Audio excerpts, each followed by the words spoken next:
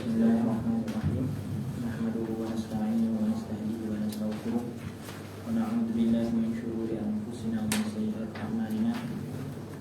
May yahdihillahu fala mudilla lahu wa may yudlil fala hadiya lahu. Asyhadu an la ilaha illallah wa asyhadu anna Muhammadan 'abduhu wa rasuluh. Arsalahu bil huda wa dinil haqqi liyudhhirahu 'ala dini kullihi wa law karihal kafirun.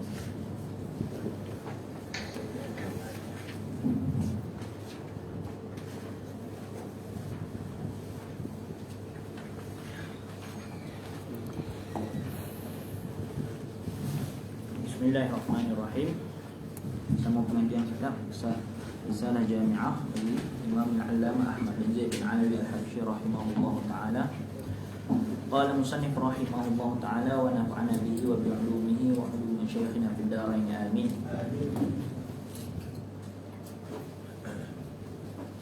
Masuk zakat fitrah. Wa zakatul fitri wajibatun ala kulli muslimin idza fadalat an qutihi wa quti man yaqutuhu yaumal 'idi wa lailatahu. Bermula zakat fitrah itu wajib ke atas setiap orang yang Islam. Bila wajib itu idza fadalat, apabila lebih daripada makanan asasinya dan makanan asasi orang yang di bawah tanggungannya. Mayaqutu mana yang dia memberi akan makanan asasi itu kepada orang tersebut. Nah, orang bawah tanggungan dia lah. Yaumal 'idi, pada hari raya, so, pada siang raya itu, walailatahu, dan pada malam raya tersebut. Jadi lebih apa? Lebih arba'atu amdadin bimuddin Nabi sallallahu alaihi wasallam. Jadi fa'il bagi fadalat adalah arba'atu. Jadi bila baca kitab tamu kitab besar-besar ni, kena cari lah fa'il lah. Wajib bila tengok dia panggil benda-benda umdah ni, memang kena. Kan dalam nahwu ni ada umdah, ada fudlah kan. Benda umdah seperti fa'il, wajib cari fa'il. Lagi tak jumpa, jangan ni lah. Jangan baca ni, ataupun kita jangan teruskan lagi. Bila mubtada mesti cari khabar. Jadi benda-benda fudlah ni maka kena cari baik-baik. Okey, baik. Jadi sekarang kita masuk dalam pembahasan zakat fitrah. Jadi zakat fitrah ni dia dipanggil sebagai zakatul abdan. Berbeza dengan sebelum ni zakatul an'am, zakatul athimar wal hubb wal thimar, zakatul tijarah. Semua zakat-zakat yang sebelum ni dipanggil zakatul amwal. Biasanya masuk zakatul abdan. Kenapa? Kerana ia kena pada setiap afrad. Kena setiap individu pada orang Islam, setiap individu. Bahkan ia tercakup kena juga kepada orang yang fakir miskin. Fakir miskin kena. Cuma fakir miskin yang macam mana yang kena tu? Orang kaya jelas lah. Maksud dia wajib pada setiap afrad orang Islam. Jadi zakat fitrah ni secara umum kita kata zakat apabila nak pada masuk hari raya lah. Cuma kewajipan, katakan wajibatun ala kulli muslim. Kewajipan ni dia ada. Kalau kita tengok kepada waktu ikhraj zakat fitri ni, waktu kita nak keluarkan zakat fitrah ni, dia terbahagi pada 3 lah. Pertama waktu wujub, kemudian waktu fadilah, waktu jawaz dengan waktu karahah. Jadi kalau waktu wujud ni apa? Waktu wujud ni maknanya satu orang yang mendapat sebahagian daripada Syawal. Dia dapat sedikit daripada sebelum daripada Syawal tu, makna Ramadan tu. Dia kena dapat sedikit daripada Ramadan dan juga dapat sedikit daripada Syawal. Maka ketika itu masuk je selepas maghrib tu, malam raya tu, 1 Syawal lah kan. Pada hari Islam ni mula daripada selepas maghrib. Jadi selepas maghrib tu masuk 1 Syawal. Jadi siapa yang mendapat 1 Syawal tu malam tu, dia dah mula masuk waktu wujud kan? Waktu wujud. Okey, maknanya malam tu dah start wajib lah. Okey, tak apa lagi nak jelaskan sikit ya. Okey, itu waktu wujud. Maknanya selepas maghrib hari raya tu, pada malam raya tu dah wajib untuk bagi waktu wujud. Ada pun waktu fadilah tu pada siang hari raya. Siang hari raya selepas tulu'il fajri sebelum solat hari raya. Tu waktu fadilah, mana waktu yang terbaik untuk bayar zakat. Kemudian ada waktu jawaz. Waktu jawaz ni daripada waktu jawaz ni waktu yang haruslah, mana boleh saja nak bayar. Mula daripada awal Ramadan. Kemudian ada waktu karah, waktu yang dimakruhkan bayar. Mana selepas solat hari raya sehingga terbenam matahari pada hari raya tu. Mana kalau dah sembahyang raya pun tak haram lagi nak bayar sebenarnya. Selepas raya tu boleh bayar lagi. Ataupun selepas solat hari raya tu masih lagi boleh membayar zakat fitrah, cuma makruh. Ada pun kalau lah lebih daripada hari raya, macam dah masuk maghrib raya kedua lah, bahasa kita raya kedua kan, dah masuk maghrib tu, maka waktu hurmah. Tapi kalau masuk waktu hurmah, adakah wajib bayar? Wajib bayar, wajib juga bayar. Tetapi haram tu harumat takhir. Yang diharamkan tu adalah melambatkan. Jadi dia berdosa kerana melambatkan. Tetapi tanggungjawab membayar tetap kekal lah. Kena faham tu. Okey. Cuma siapa yang wajib kan? Siapa yang wajib bayar zakat ni mestilah senang faham, dia mendapat 2 juzuk daripada waktu. Apa 2 juzuk daripada waktu? Dia mesti dapat 1 juzuk daripada Ramadan dan 1 juzuk daripada Syawal. Jadi kalaulah satu orang tu dia meninggal sebelum maghrib malam hari raya, maka tak wajib zakat. Sebab dia tak dapat 2 juzuk. Dia kena nak jadi wajib. Orang tu wajib bayar zakat, macam mana kita nak tahu? Dia tu mesti dapat 2 juzuk waktu. Apa 2 juzuk waktu? Satu sedikit daripada Ramadan dan sedikit daripada Syawal. Maka jadi wajib. Jadi kalau contoh orang yang meninggal sebelum maghrib malam raya, maka tak wajib kerana dia tak dapat sedikit daripada Syawal. Begitu juga kalau budak yang lahir selepas maghrib pun tak wajib bayar zakat ke atasnya, kerana dia tak berdapat sedikit daripada Ramadan. Ada pun contoh budak tu lahir 5 minit sebelum maghrib, kemudian 5 minit selepas maghrib dia pun meninggal. Contohlah budak, dia sempat menangis contoh dalam setengah jam sebelum maghrib, sikit dapat sikit, selepas maghrib maka wajib, dah jadi wajib. Jadi dah mak ayah dah kena mendapat. Itu kalau nak bagi nampak lah 2. Tapi kalau biasa kita dapat lah kalau orang yang besar. Dan contoh meninggal contohlah, dia memang besar biasa, kemudian dia meninggal 5 minit atau 1 minit lepas maghrib, maka dia wajib mengeluarkan zakat untuk dia. Maka kena ambil daripada tarikah dia lah kalau dia dah meninggal kan. Tu faham kan? Mana orang yang macam tu wajib. Okey. Kemudian wajib tu ke atas orang yang Islam. Jadi kalau orang yang bukan Islam, tak wajib ke atasnya. Macam bahasan sebelum ni lah. Sebab zakat ni berhajat kepada niat. Setiap benda yang berhajat kepada niat, maka tak sah bagi orang kafir. Tapi wajibnya pada siapa? Pada orang yang mana memang lebih malam tu, malam raya dengan siam hari raya tu, lebih kadar kecukupan dia, mana ada lebih. Contohnya ada lebih, ialah mesti wajib setiap orang tu 4 mud. Mud ni cupak lah, mari cupak kan. Mud tu cupak. Tapi sebenarnya 4 mud bersamaan dengan 1 sok. Sok ni panggil kan kantang. Jadi 1 sok lebih kurang dalam 2.75 kilogram, hampir 3 kilo lah. Jadi setiap orang wajib bayar. Kalau lah beras, dia bayar 2.75 gram kilo beras. Begitu juga kalau gandum dan sebagainya. Kalau sekarang kita bayar dengan khimah lah, kerana taklid kepada mazhab Hanafi. Kalau mazhab Syafi'i, kalau kita ikut betul-betul, maka kena bayar dengan makanan asasi. Okey, tak apa tu. Tapi yang dikatakan lebih tu, maknanya kita dah tolak dah kita punya harta yang kita perlu sangat berhajat.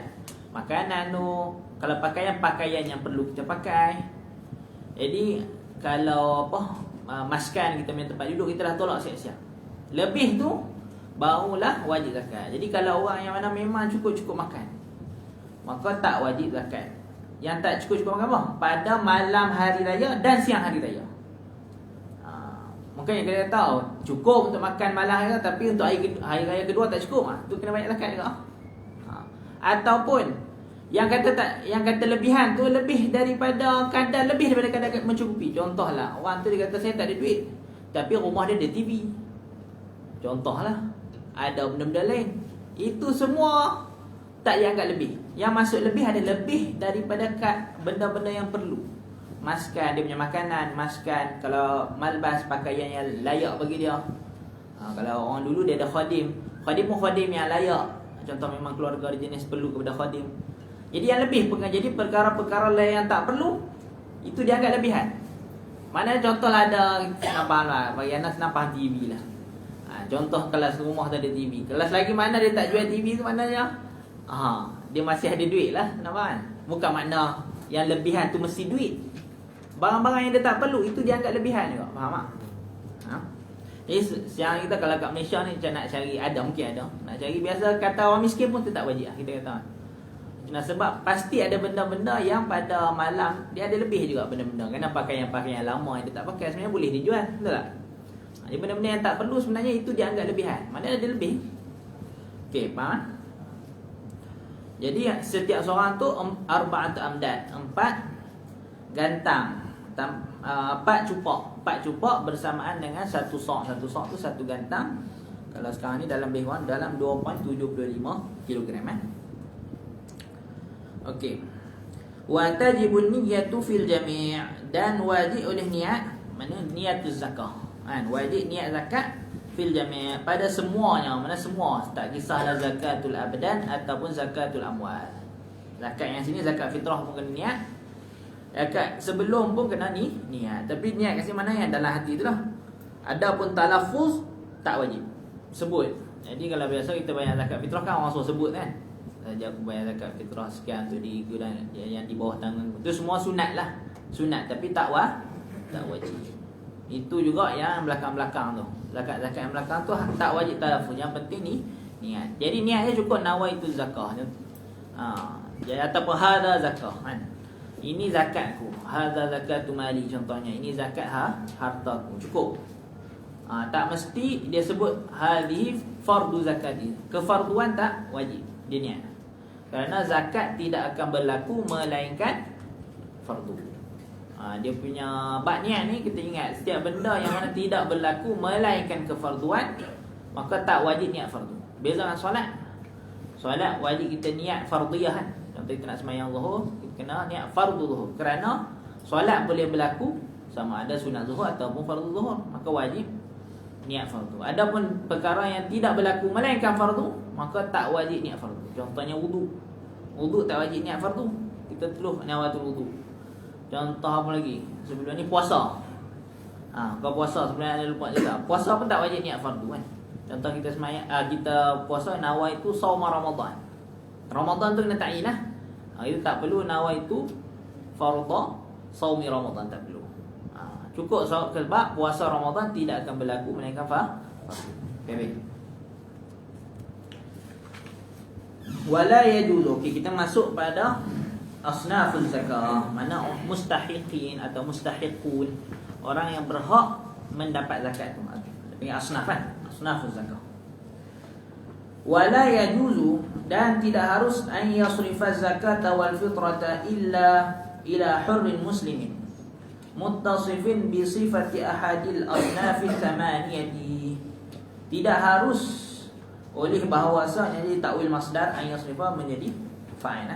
Tidak harus oleh bahawasanya menguruskan ataupun menyerahkan az-zakat akan zakat wal fitrata, wal fitrata zakat dan fitrati, akan zakat dan zakatnya zakat depan tu zakatul amwal, wal fitrata zakatul fitrah. Jadi tak boleh menyerah sama ada zakatul amwal ke zakatul fitrah ke zakatul abdan ke, tidak boleh menyerahkan illa melainkan ila hurrin muslimin, melainkan kepada orang yang merdeka dan orang yang Islam. Jadi tidak harus untuk menyerahkan zakat apa atas apa jalan. Nama Zabi tak boleh lah apa riqaq ke apa ke menyerahkan kepada orang bukan Islam, kecuali dalam bab amil. Amil ada perbahasan sikit. Okay. Amil tu pun kalau lah kita minta tolong dia bukan untuk jadi amil kutip ni, mungkin untuk bantu dan sebagainya, maka boleh ulama kata amil daripada sahmil amilin. Itu pun ada perbahasan. Tapi semua tak kisahlah riqaq ke. Kalau sebab biasa wal muallafati qulubuhum dalam Quran, Kan dia punya ayat tu sebenarnya dia iktimad di atas ayat Quran. Firman Allah Subhanahu wa taala, innamas sadaqatu lil fuqara'i wal masakin wal 'amilina 'alaiha wal mu'allafati qulubuhum wa fir riqabi wal gharimin fi sabilillahi wa ibnis sabil. Fariidatan minallah wallahu 'alimun hakim. Tu ayat dia. Jadi kalau nak masuk mu'allafah qulubuhum pun tak boleh. Kalau kita terjemah, orang yang mana dilembutkan akan hati mereka. Jadi sebahagian kata orang kafir pun kalau kita mengharap keislaman kita boleh bagi. Jadi dalam mazhab Syafi'i tak boleh. Yang maksud adalah orang yang mana baru masuk Islam, ya, untuk kita lembutkan hati mereka untuk kekal di dalam Islam. Bukan orang yang belum masuk Islam. Kita tak boleh tahu. Jadi orang yang Islam sahaja boleh diserahkan zakat kepadanya. Kemudian yang bersifat dengan sifat-sifat salah satu daripada bahagian ataupun asnaf-asnaf yang lapan. Orang-orang atau bahagian-bahagian yang 8. Okey. Yang pertama, kal faqiri, seperti contoh orang fakir dan orang miskin. Jadi dalam mazhab Syafi'i fakir dan miskin dibezakan. Jadi sebab tu dia dalam bab ni ulama bagi kaedah tulah, idza ijtama'a iftaraqa, idza iftaraqa ijtama'a. Mana dua kalimat ni biasanya kalaulah dia dihimpunkan dalam satu ayat, maka masing-masing tu ada makna yang tersendiri. Fakir ada makna tersendiri, miskin ada makna yang sendiri. Tapi kalaulah iftaraqa, maknanya dalam satu ayat tu kita sebut satu, kita sebut miskin. Maknanya miskin dan juga fakir. Maknanya dua-dua makna yang sama. Tu makna kaedah tu digunakan dalam bab contoh iman dan Islam pun sama digunakan kaedah yang sama kan. Okay, tak apalah. Tapi kat sini ada dua makna yang berbeza lah. Kalau fakir ni maksudnya man la malahu wala kasba. Orang yang tidak ada harta lahu, la mala lahu, man la mala lahu wala kasba. Yang tidak ada harta langsung dan tidak ada pekerjaan langsung. Au lahu kasbun au malun walakin la yaqa'u mawqi'an min kifayati. Dia dua lah. Satu memang tidak ada harta langsung dan tidak ada kerja langsung, ataupun au lahu kasbun, dia ada kerja, au malun, ada harta, walakin la yaqa'u mawqi'an min kifayati, tetapi benda itu tidak menempati sesuatu tempat yang mencukupkan kadar hajat dia. Ulama bagi contohnya dia perlu kepada 10, yang dia ada hanyalah 4, masa kurang daripada separuh. Ada 4, ada 2, ada 1. Ada harta tapi terlalu sedikit. Jadi dia yang kena tengok tu dua lah. Satu sudut harta, dia memang tak ada harta. Kemudian dan juga tak ada kerja. Tapi ada orang ni memang kat dia tu mungkin ada RM2 je, dia perlu RM1,000. Tapi dia ada kerja. Yang mana kerja mungkin esok pun dapat duit, maka ketika tu dia tidak dianggap fakir. Kena tengok dua sudut lah. Satu sudut harta dan sudut kerja. Jadi kalau kerja dia memang mencukupi kadar hidup, maka tak dinamakan fakir lah. Cuma fakir ni mana dia tak mencukupkan kadar, dia tidak menempati harta yang dia ada ataupun pekerjaan itu kadar kifayah, kadar kecukupan tadi. Okey. Tu kalau fakir. Ada senang nisbahnya itulah, dia kurang daripada separuh keperluan dia, kurang lagi. Contoh dia berhajat pada 10, dia hanya ada 2, ada 3 dan sebagainya. Okey. Adapun miskin, dia sama juga, miskin dia ada harta, dia lahu malun au kasbun, la yaqa'u mawqi'an min kifayatihi, dia tak cukup juga kecukupan dia. Tetapi dia tak cukup tu tidaklah sampai macam tadi tu, tak sampai kepada kadar yang sempit. Dia boleh lagi. Tapi tak cukup juga. Contoh dia berhajat pada 10, dia hanya adalah 8. Jadi kesimpulan kita kata kedua-dua ni mana orang yang susah lah. Nampak kesimpulan orang susah. Cuma orang fakir ni lebih miskin. Maknanya dia sangat-sangat berhajat dan tidak ada sesuatu yang boleh menampung kehidupan dia. Orang miskin dia boleh tapi susah, dia tak cukup. Dia boleh ada duit tapi tidak cukup dengan kadar keperluan dia. Okey. Contohnya orang yang berhajat pada 10, dia hanya ada 8, kurang 2. Macam itulah. Habis. Tu fakir dan miskin. Wa kaunihi, dan keadaan orang hurrin dan muslim tu ghaira Hashimiyin wala Muttalibiyin. Dia bukan Bani Hashim dan juga bukan Bani Muttalib. Ni antara syarat. Dia bukan asnaf ni. Ni syarat untuk orang yang boleh menerima zakat. Semualah, tak kisahlah mana-mana, dia tak boleh Hashimin wala Muttalibin. Jadi kalau orang yang kita kata Ahlul Bait ni tidak boleh menerima zakat lah. Kerana antara hikmahnya kerana mereka mendapat Al-Khumus kan. Al-Khumus. Jadi cuma sebahagian lah. Ini pandangan yang mu'tamad dalam mazhab. Cuma sebahagian ulama, antaranya ta'liq daripada pengarang ni, dia kata ada lebih kurang 70 ulama memfatwakan harus bagi mereka mengambil sekiranya tidak ada khumus. Khumus dah tak ada lah. Kan sekarang ni kita kata mana ada khumus kan. Khumus kan ambil daripada faid kan. Dia faid harta daripada yang ditinggalkan oleh orang kafir, contohnya tidak ada ghazwah dan sebagainya, akan diberi juga kepada sebahagian kepada ahli bait. Jadi kalau dah tak ada bahagian tu, khumus dah tak ada. Jadi mereka bolehlah menerima zakat. Ini fatwa sebahagian lah. Tapi mu'tamad dan mazhab tak boleh. Wala maulan lahuma, dan tidak juga boleh maula bagi kedua mereka. Maula ni mana hamba yang dimerdekakan oleh orang atau oleh ahli bait. Hamba lah, hamba tu asalnya dia hamba kepada ahli bait. Sebab apa? Allahumma salli ala sayyidina Muhammad. Kejap ke terbalik? Anak kan confuse. Okey, maula ni terbalik anak silap. Dia bukan hamba, dia tuan. Dia bukan hamba. Sebab maula ni diitlak pada dua. Diitlak pada tuan yang memerdekakan hamba, dan diitlakkan juga hamba yang dimerdekakan oleh tuan. Dia dua. Tapi maksud kat sini adalah tuan yang memerdekakan hamba. Maknanya contohlah dia ada hamba di kalangan ahli bait. Kan? Di kalangan ahli bait. Kemudian Allahumma salli ala sayyidina Muhammad. Akan tengok balik Karena pun dia jadi confirm ada satu. Okey tak. Ada dalam kitab ni.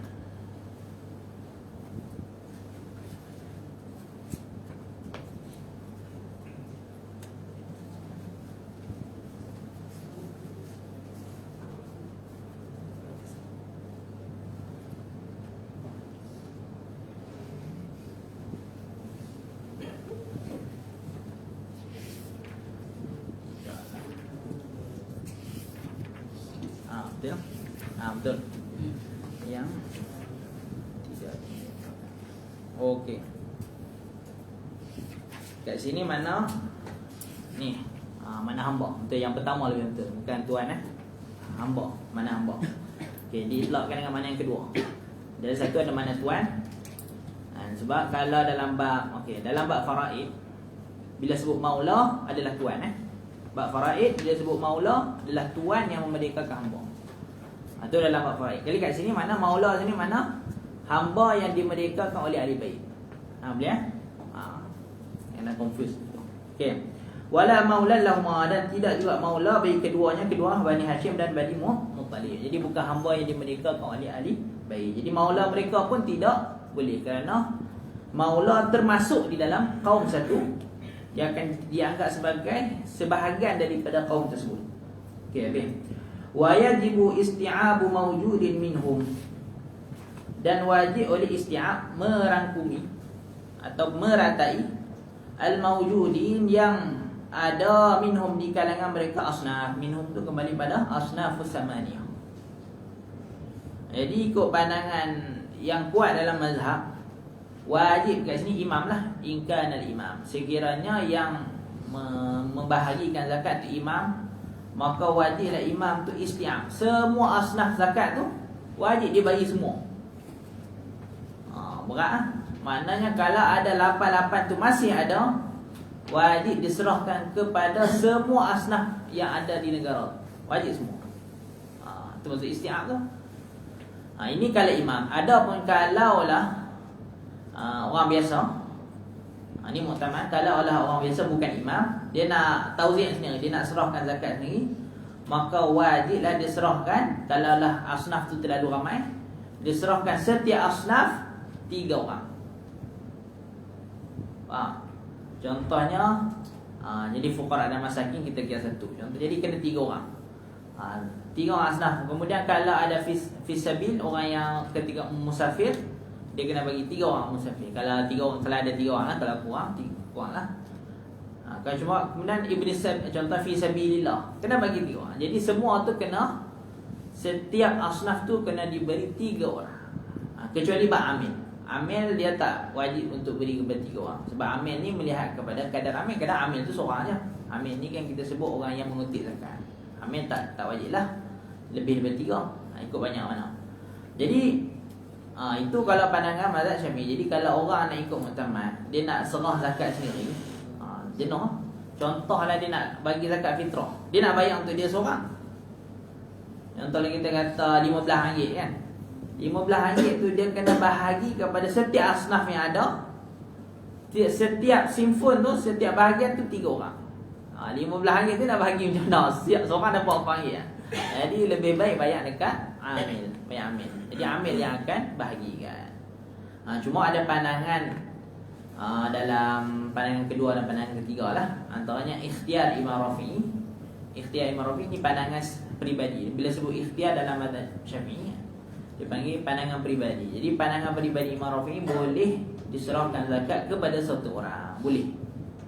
Ikhtiar. Tapi mu'tamad wajib setiap asnaf 3 orang.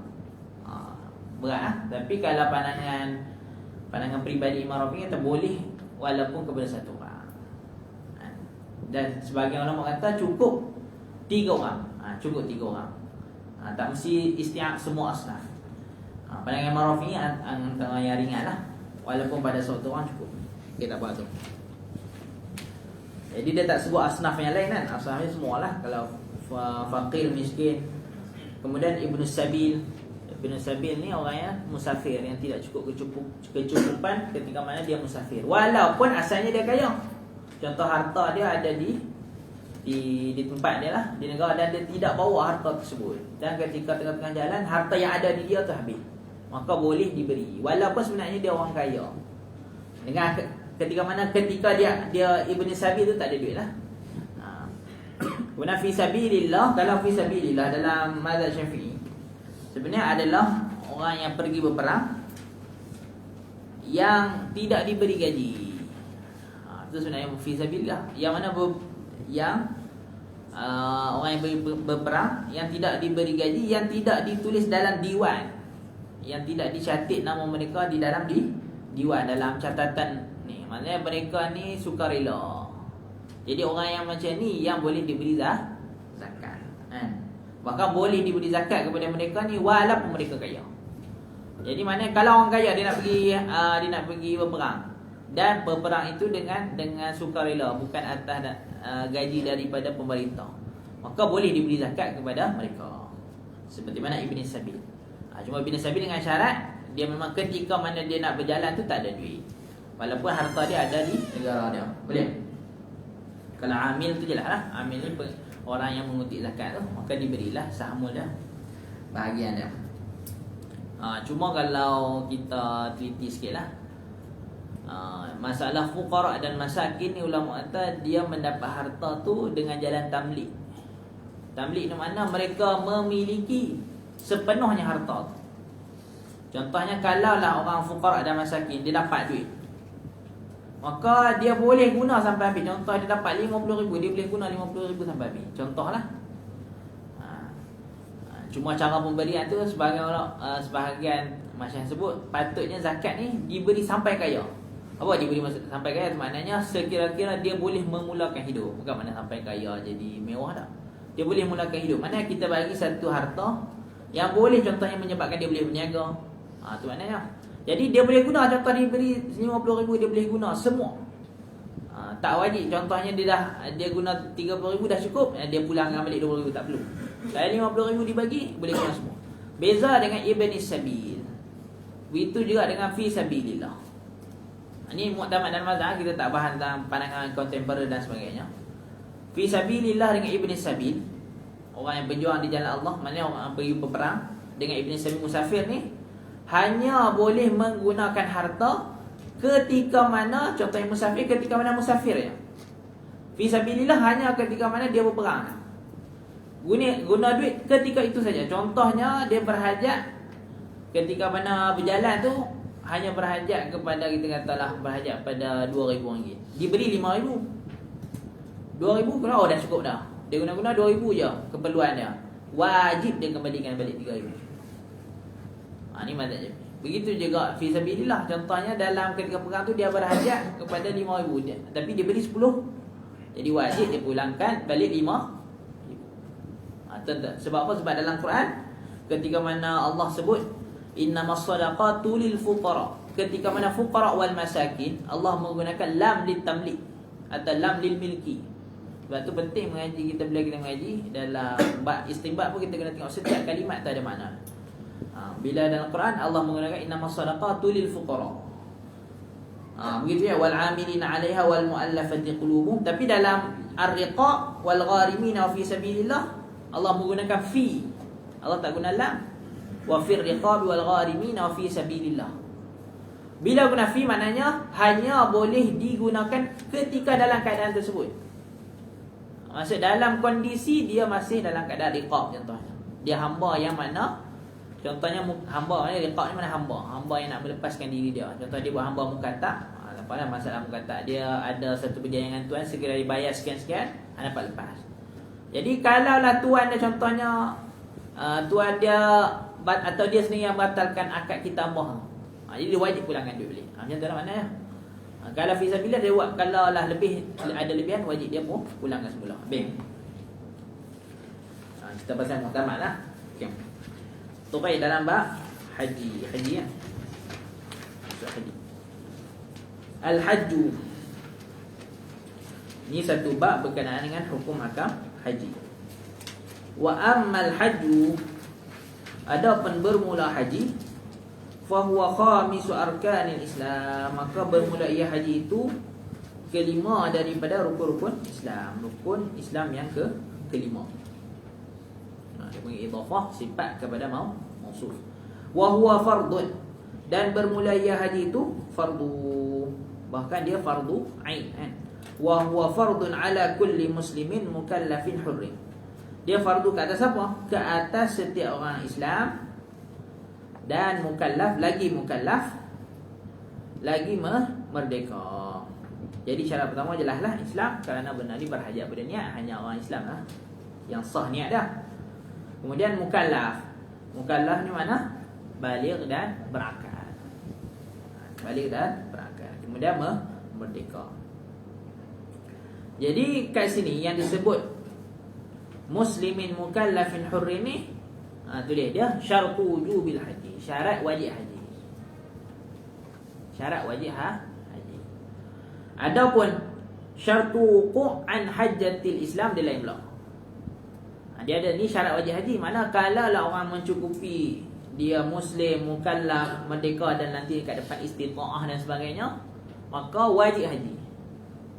Tapi syarat wuqu'an hajjatil Islam, syarat untuk jadi haji Islam, haji fardu, syarat dia dua saja.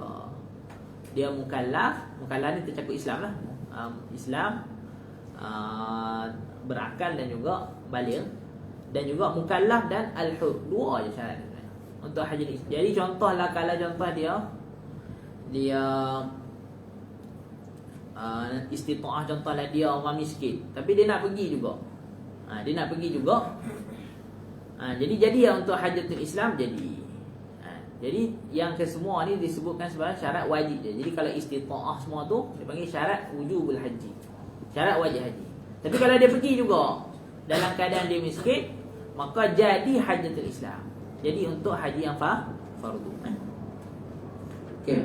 Jadi yang kat depan ni semua syarat untuk syarat wujubul haji dan syarat wuqu'an hajatul Islam. Dua sekali lah, sebab muslim dah, mukallaf dan hur. Jadi dia tercakup dua syarat. Semua kat depan nanti dia syarat untuk wujubul haji. Wa kadzal umratu, begitu juga umrah. Fil umri marratan, kata tu isi dia apa? Fardun. Jadi wa kadzai al umratu fardun. Umrah juga satu kefarduan. Fil umri marratan, di dalam sepanjang umur sekali. Jadi umrah dalam mazhab Syafi'i dia adalah fardu ain juga, seperti mana haji. Cuma sebahagian mazhab dia kata tu hanyalah sunat sahaja kan. Tapi dalam mazhab Syafi'i dia ada umratul Islam, sama seperti ada hajatul Islam, ada juga umratul Islam. Jadi sekali sahaja. Jadi begitu ya, haji sekali sahaja. Ada penlebihan itu sunat. Kecuali kalaulah li'arid. Arid ada benda mendatang. Contoh nazar. Contoh apa lagi? Dia buat sesuatu benda lah. Biasa nazar lah. Dia menjadikan diri dia untuk wajib menunaikan haji. Ketika tu barulah jadi wajib. Boleh tak nazar untuk buat haji? Dia tak pernah buat haji, dia nazar untuk buat haji. Tak boleh. Kerana nazar hanyalah pada benda yang sunat. Dia tak boleh nazar benda yang wajib. Begitu umrah kalau dia nazar nak buat umrah jadi wajib tak? Tak, umrah dia memang wajib, tak boleh nazar pun wajib. Kecuali kalau umrah sunat. Kemudian dia dah pernah buat umrah yang pertama, kemudian dia nazar, barulah jadi wajib. Okey. Cuma haji ni dia termasuk dalam maklum minaddin bil darurah. Penting juga haji, zakat, solat dan sebagainya maklum minaddin bil darurah. Apa makna maklum minaddin bil darurah? Maknanya setiap orang yang masuk Islam pasti tahu. Itu makna maklum minaddin bil darurah. Perkara-perkara yang mana setiap orang yang masuk Islam pasti tahu. Jadi benda-benda macam ni, kalaulah ada yang mengingkari, maka orang tu kafir. Fayakfuru jahiduha. Maka kafirlah orang yang mengingkari kewajiban. Maka ulama kata walaupun dia melaksanakan haji. Contohnya orang tu tak tinggal langsung sembahyang 5 waktu, tak tinggal langsung zakat, tak tinggal langsung puasa, tak tinggal langsung haji, tapi dia mengingkari kewajipan, maka kafir. Maka dia melibat kepada i'tiqad. Kafir. Bisyarti istita'ah. Dengan syarat wajib tu bila jadi?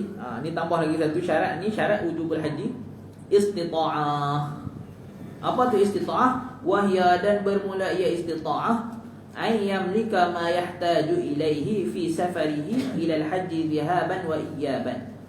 Dan bermula ia istita'ah bahawa saya memiliki apa? Ma yahtaju. Ma tu jadi maf'ul bih. Akan barang yang berhajat oleh ia orang tu, ilaihi kepadanya kepadanya barang tu, fi safarihi pada safarnya, untuk dia berhajat apa? Ilal haji fi safar.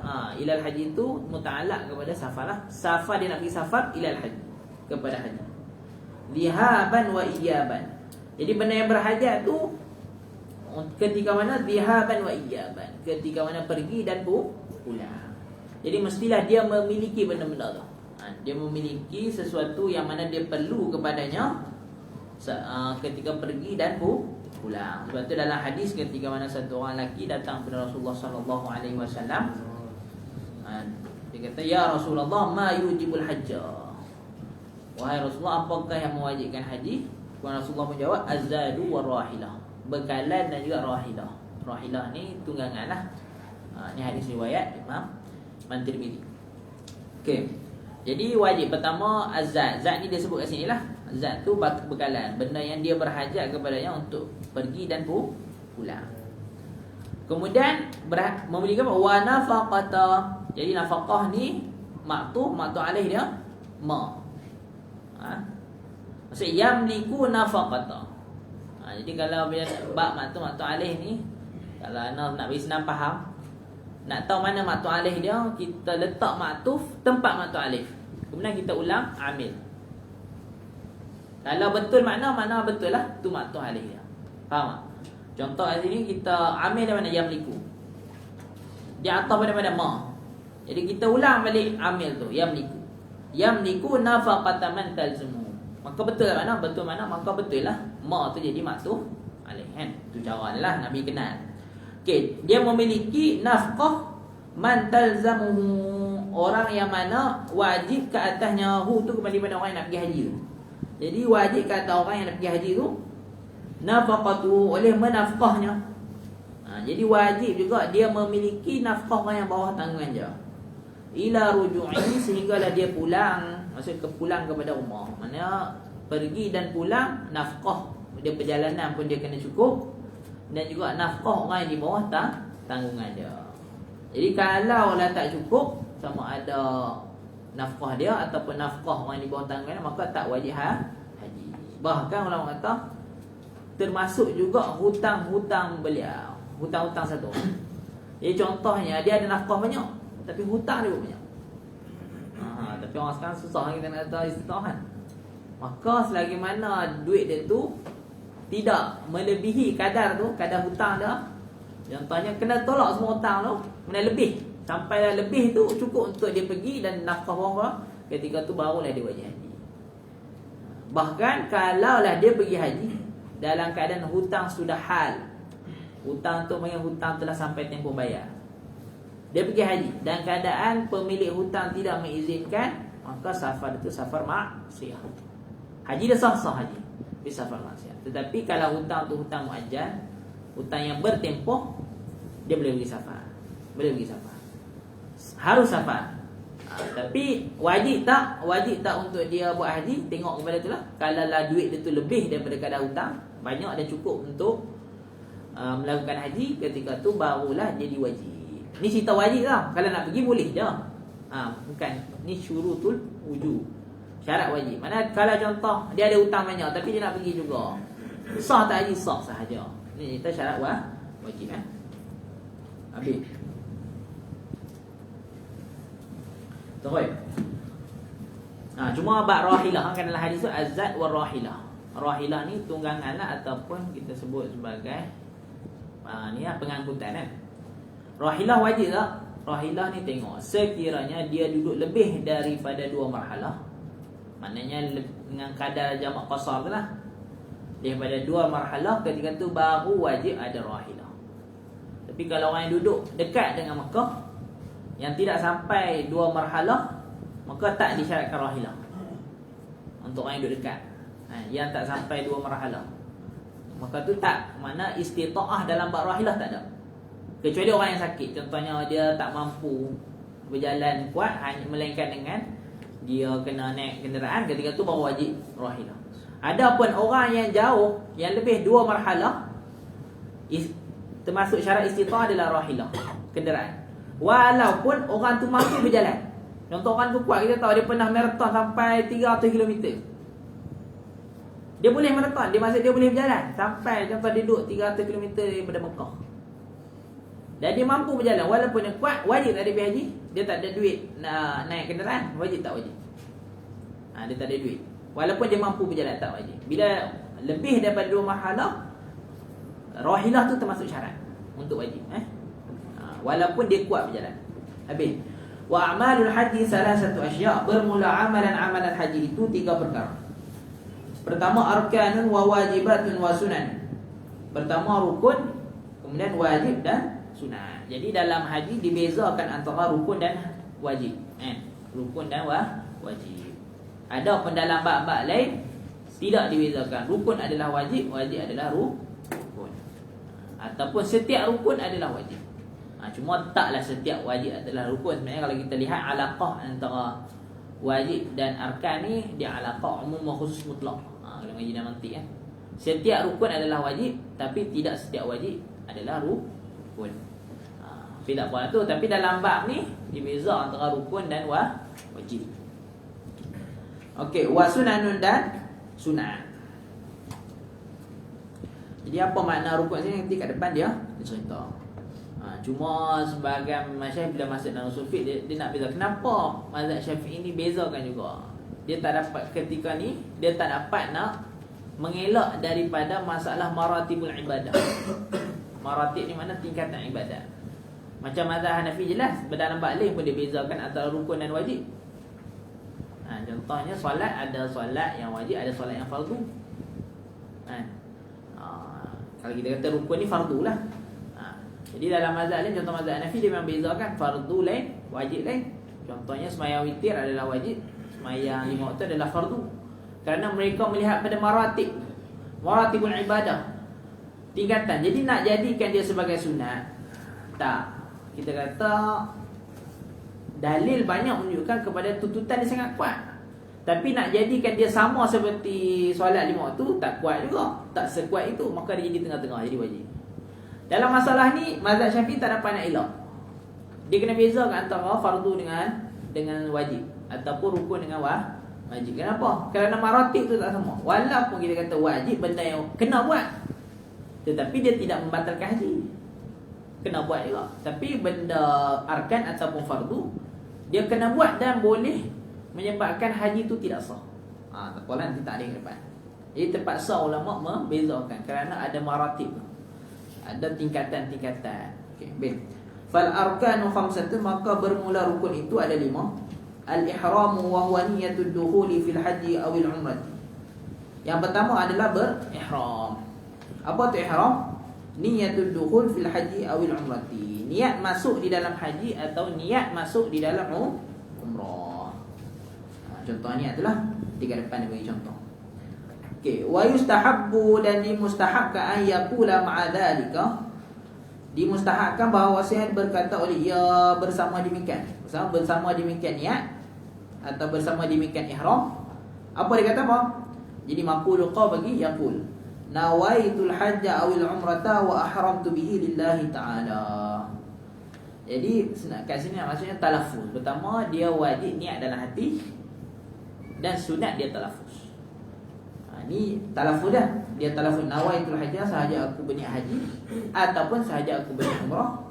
Wa ahramtu bihi, dan aku berihram dengannya, dengan haji ataupun dengannya umrah kerana Allah Ta'ala. Jadi sunat pertama wajib kita niat dalam hati, dan kita sunat kita lafazkan dengan mulut. Tapi kalau semata-mata lafaz tapi tak ada sebarang yang terlintas dalam hati, maka tak sah. Okey. Jadi dia sama, tak wajib, bahkan tak sunat dalam bab haji dan umrah. Tak wajib dan tak sunat meniatkan fardu. Macam dalam bab belakang, contohnya bab zakat, dia tak wajib, tapi sebahagian tu sunat kita niat juga. Wajib apa? Wujub tu. Contohnya zakatul wajibah kalau kita niat. Tapi kat sini tak wajib dan tak sunat. Kerana alaqah haji ni memang masuk-masuk kita dah faham, dia memang untuk benda yang fardu. Okey. Jadi tak sunat lah kita niat nawaitu fardal haji, tak sunat. Bahkan tak wajib tu jelas lah.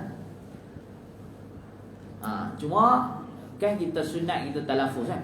Nawaitul hajja wa ahramtu bihi lillahi ta'ala, kalau kita niat haji saja. Dan sunat kita selepas kita niat ihram, kita talbiyah.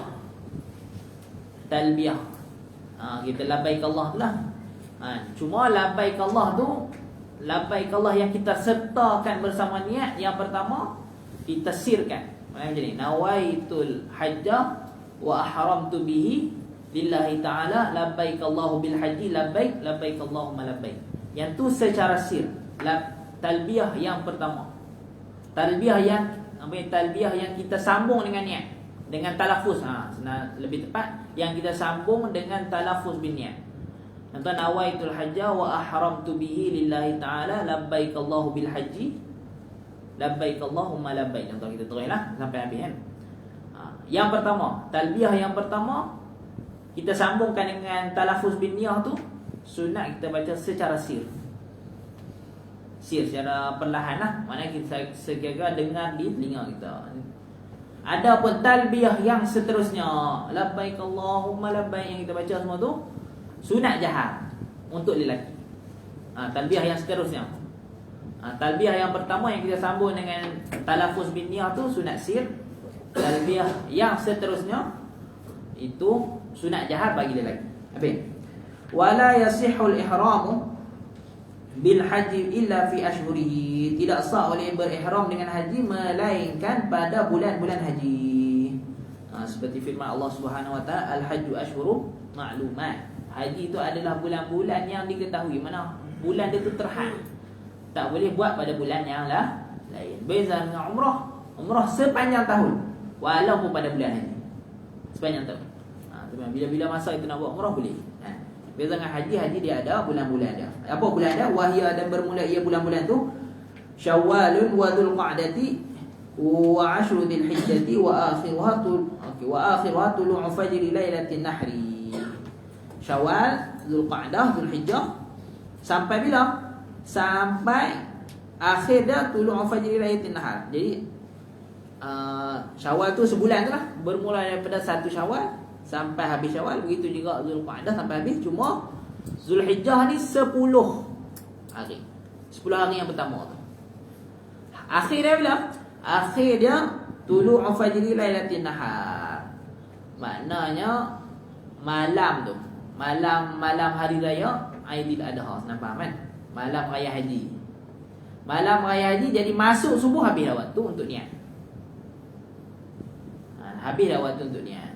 Jadi kalau contoh dia niat lagi berapa minit nak masuk subuh hari raya haji tu, 10 Zulhijjah, sah tak niat dah? Sah. Walaupun dia tak sempat berwukuf di Arafah. Contoh dia tak sempat berwukuf di Arafah, dia pergi niat. Siapa so pada niat juga, sah niat. Bila ketika tu dia termasuk orang yang luput wukuf di Arafah, dia wajib qada tahun depan. Dan dia kena sempurnakan haji dengan amalan umrah. Maknanya lepas tu dia kena pergi tawaf, kemudian dia kena buat sa'i. Dia tak kena wukuf dah lah, sebab wukuf dah terlepas. Contohnya dia masih ada kat Malaysia, tapi pergi niat malam tu, daftar memang tak sempat nak pergi wukuf. Niat juga malam hari raya tu, contoh pergi niat, maka ni lah kita kata dia wajib untuk, dia dah masuk dalam ihram ni, untuk lepas daripada ihram dia kena buat amalan umrah. Dia tak buat umrah, dia panggil amalan umrah. Maknanya dia kena pergi tawaf, kena sa'i, kena bersyukur. Lepas tu barulah dia tahallul. Dan wajib ke atas dia untuk dia qada amul muqbil, am yang akan datang, tahun yang akan datang. Walaupun dia buat ni pada ketika haji sunat, bukan haji fardu pun, haji sunat je. Dia dah pernah buat haji sebelum ni, tahun ni tiba-tiba pandai piniat, malam raya tu dah tahu dah tak sempat piniat, maka wajiblah qada tahun depan. Kalau tak sempat lah. Okey, untuk wukufnya Arafah dia, sebab dalam bab haji ni dia paling utama adalah Arafah. Sebab tu Nabi SAW bersabda al-hajju Arafah kan. Seolah-olah haji tu semua Arafah. Bukanlah haji tu bukan Arafah saja, tapi nak cerita kerana wukuf di Arafah adalah dipanggil rukun yang paling rigid, kita kata, atau paling besar. Tapi adalah sebahagian amalan dia, pahala dia yang lebih besar. Tapi dia besar tu kalaulah terlepas rukun di Arafah, terlepas haji. Lain dalam bab tawaf dan sebagainya. Tawaf dia masa dia panjang, Arafah dia masa dia sikit. Okey, kita terus ya.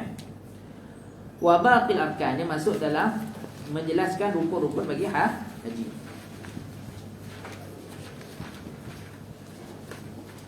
Wa baqil arkani, dan bermula baqi-baqi arkan. Arkan kita dah sebut satu arkan yang pertama adalah niat. Kita dah sebut dah kan. Jadi dia sebut arkan rukun-rukun yang selebihnya. Yang pertama al-wuqufu bi Arafah. Wukuf di Arafah. Mestilah dia tu berada di tempat yang dinamakan sebagai Arafah. Dia tak boleh lepas daripada kawasan Arafah. Jadi bila masuk wukuf ni bermula bila? Bermula daripada zawal zuhur 9 itulah 9 Zulhijjah. Start daripada zawal. Akhir dia bila? Akhir dia tulu'ul fajri tu. Tulu'ul fajri lailah malam 10 min Zulhijjah, 10 Zulhijjah malam. Jadi start 9 tu start daripada lepas zuhur, zawal tu lah. Lepas daripada zawal sampailah subuh 10 Zulhijjah. Jadi kalaulah dia sempat, walau lahzatan, walaupun sekejap, dia lalu je. Bahkan ulama kata walau maran, walaupun dia lalu pada waktu yang kita sebut ni, dia lalu. Walaupun dia tidak mengetahui itu Arafah. Dia dah niat kan, dia niat. Contoh kat Malaysia dia naik bas, dia niat sebelum sampai Arafah, tak kisahlah dia niat bila tu. Kemudian mutawif bawa kat dia. Mutawif bawa naik bas je. Dia pun tak tahu dia lalu kat Arafah, tapi dah lalu lah. Lepas daripada Arafah, tadi kita dah lalu Arafah. Dan pada waktu yang kita sebut ni, bermula daripada selepas zuhur sampai kepada subuh 10 Zulhijjah. Ketika itu sudah cukup, walau sekejap je. Dia lalu walaupun tak sampai seminit, lahzah sekejap. Walaupun dia tidak mengetahui itu Arafah. Sebenarnya ringan je. Cuma sunatnya dia menggabungkan antara siang dan malam. Sunat lah. Kan start daripada zuhur sampai kepada tulu'ul fajr, sampai malam tu, sampai subuh esok, sampai 10 Zulhijjah tu. Jadi sunat dia menggabungkan antara siang dan malam. Maknanya kalau dia datang petang tu, tunggulah sampai maghrib kan. Selepas maghrib barulah berjalan. Dia gabung dua. Sunat lah, itu sunat. Cuma sebahagian mazhab mewajibkan. Sebab itulah kalau mazhab Syafi'i, siapa yang dia wukuf siang sahaja ataupun dia wukuf malam sahaja, sunat bayar fidyah. Sunat saja. Sunat bayar fidyah. Untuk keluar daripada khilaf ulama yang mewajibkan. Habis. Wa tawaful ifadah. Tawaf wajib. Tawaf ifadah ni diitlakkan pada tawaf haji lah. Okey. Jadi tawaf ifadah ni dia bila masuk tawaf ifadah? Selepas nisful lail, separuh malam daripada Ashrin min Dzulhijjah. 10 Zulhijjah. Selepas separuh malam. Maknanya dia datang-datang, contohnya datang awal, tak boleh dia tawaf ifadah dulu. Sebab tu cara dia kalau kita nak tengok susunan, biasa orang datang haji, dia masuk Mekah biasa tawaf qudum dulu. Tawaf qudum dulu.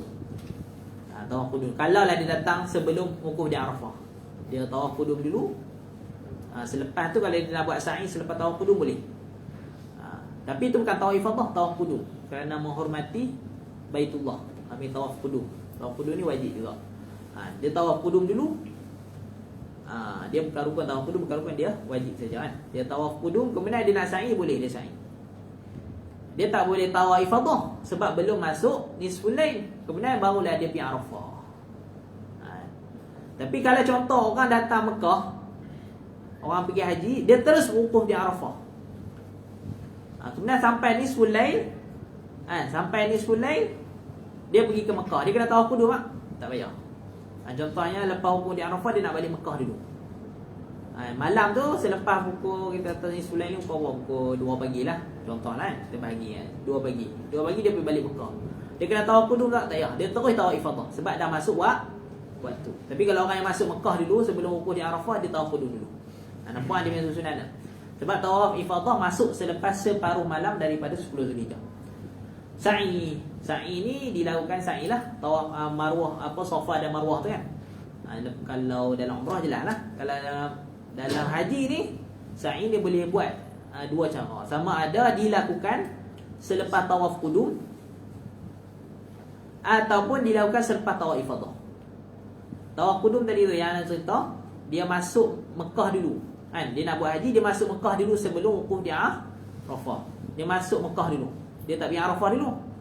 Bila masuk Mekah, dia wajib tawaf qudum. Lepas tawaf qudum boleh dia sa'i. Dan sa'i tu sa'i fardu bukan sa'i sunat, sa'i fardu. Boleh dia sa'i. Tapi kalau dia tak nak sa'i waktu tu boleh. Dia tunggulah nanti selepas separuh malam dia pergi balik Mekah, dia pergi tawaf ifadah, lepas tawaf ifadah baru dia sa'i. Boleh cara dua cara. Jadi sa'i dia bukan masuk nisful lail, dia boleh sa'i selepas tawaf qudum. Tapi kalau tawaf sunat tak boleh sa'i tak payah sa'i lah, dia takkan jadi sa'i yang fardu untuk yang rukun haji. Okey. Wal halqu, dan bercukur, awit taqsir, ataupun dia memotong rambut. Dia masuk dalam arkan. Jadi al halqu wa taqsir ni, al halqu tu maksud lebih afdal lah. Dia lebih afdal bagi lelaki dia bercukur. Cuma bagi perempuan dia potong rambut. Tapi makna kat sini adalah izalatu sya'ri ra'si, menghilangkan rambut di kepala. Maknanya kalau ulama kata contoh dia bakar rambut, maka sah tak sah ya? Sah untuk dia jadi ukun. Cuma afdal dia bercukur. Kemudian yang seterusnya dia kalau tak nak bercukur dia potong. Tapi lebih afdal dia bercukur lah. Sampaikan Rasulullah mendoakan 3 kali kepada orang yang bercukur. Kemudian bila sahabatnya al-muqassirin ya Rasulullah, muqassirin doakan kepada orang yang gunting rambut juga. Lepas kali ketiga baru Rasulullah doa untuk orang yang gunting rambut. Maknanya tak masalah lah nama dia nak bercukur ataupun gunting rambut. Cuma afdalnya yang bercukur. Itu untuk lelaki. Dia masuk rukun. Bercukur, dia bercukur pun sama juga. Bercukur selepas nisful lail jugalah. Maknanya dia ada masalah nanti. Tahallul awal dengan tahallul sani. Itu nanti bahasan banyak lah. Okey. Okey, tak apa. Jadi senang cerita tak bercukur pun selepas nisful lail juga. Selepas nisful lail juga. Okey, terus. Wa arkanul umrati, itu tadi masuk dalam rukun haji. Ini masuk dalam rukun umrah. Cuma satu tartib. Tartib masuk dalam rukun haji tak? Masuk. Tetapi tartib fi ba'dil arkan. Pada sebahagian rukun sahaja. Contohnya mana? Contohnya pada niat. Niat memang kena dilakukan sebelum tawaf. Sa'i kena lakukan selepas tawaf tak? Sa'i ada sebut dah tadi, boleh buat dua cara. Jadi mana sa'i dengan tawaf tak wajib tertib sebenarnya. Sebab sa'i boleh dilakukan selepas tawaf qudum. Jadi kemudian bercukur.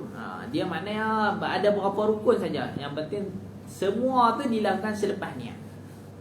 Sebab tu dia tak terlalu rigid lah. Kita kata tak terlalu. Kita boleh susun. Kalau orang tahu hukum hakam dia boleh susun. Dia nak pergi tawaf dulu, dia nak pergi lempar jamrah dulu, boleh, tak masalah. Okey. Baik. Wa arkanul umrah, dan bermula rukun-rukun umrah, ia arkanul haji illa al-wuqufa falaysa minha. Jadi rukun-rukun umrah itulah juga rukun-rukun haji, melainkan wukuf di Arafah. Jadi pada umrah tidak ada wukuf di Arafah. Falaysa minha, oleh itu tidaklah bermula ia wukuf itu minha, daripadanya rukun-rukun umrah. Wa yajibu, dia masuk pada kat sini dah masuk pada pembahasan syarat-syarat bagi arkan tu. Syarat ni syarat sah tawaf. Okey. Wa yajibu, dan wajib li tawafi, bagi tawaf wajib apa? Satrul aurat, jadi fa'il. Wajib oleh menutup akan aurat. Wa taharatu minal hadatsain wa minan najasati. Jadi wajib menutup aurat, wajib suci daripada dua hadas, hadas kecil dan hadas besar, dan suci daripada najis.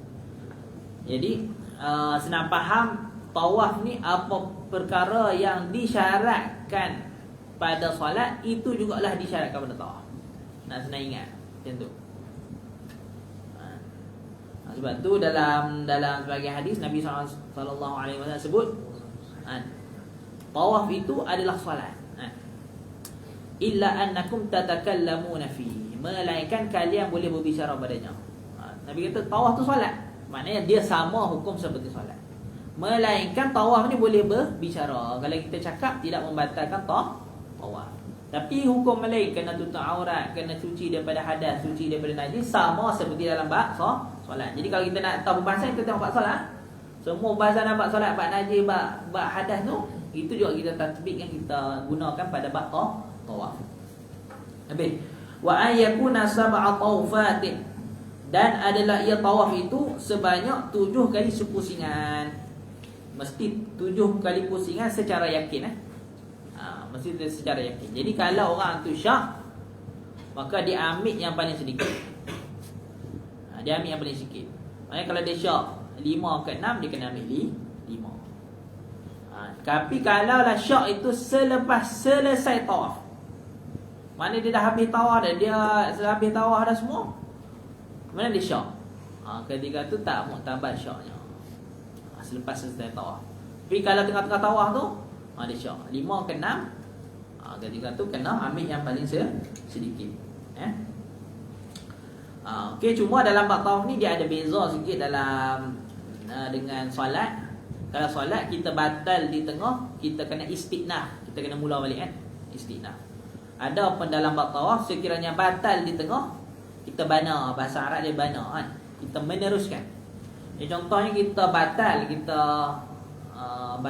wuduk ke dan sebagainya pada tawaf pusingan kedua, maka yang kita kena ulang adalah pusingan kedua. Senang faham. Tapi sebenarnya bukan ulang pusingan kedua pun, dia kena ulang tempat yang dia batal.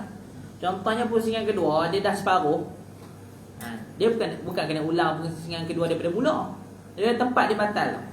Sebab tu kalau sebagai mutawawi, kalau dia ajar, dia cakap, tengok kita batal tu dekat tiang yang mana, ataupun dekat bucu yang mana. Sebenarnya kata kalau senang, ulang balik lah dia punya pusingan. Tapi kalau senang, kita ingat kita kat bucu ni. Contoh rukun Yamani, kita baru lepas rukun Yamani, kita mula balik kat rukun Yamani tu, kat bucu rukun Yamani. Kalau rukun Syami, kita kata kita baru lepas rukun Syami, jadi kita mula balik rukun Syami. Contoh nak beri ingat.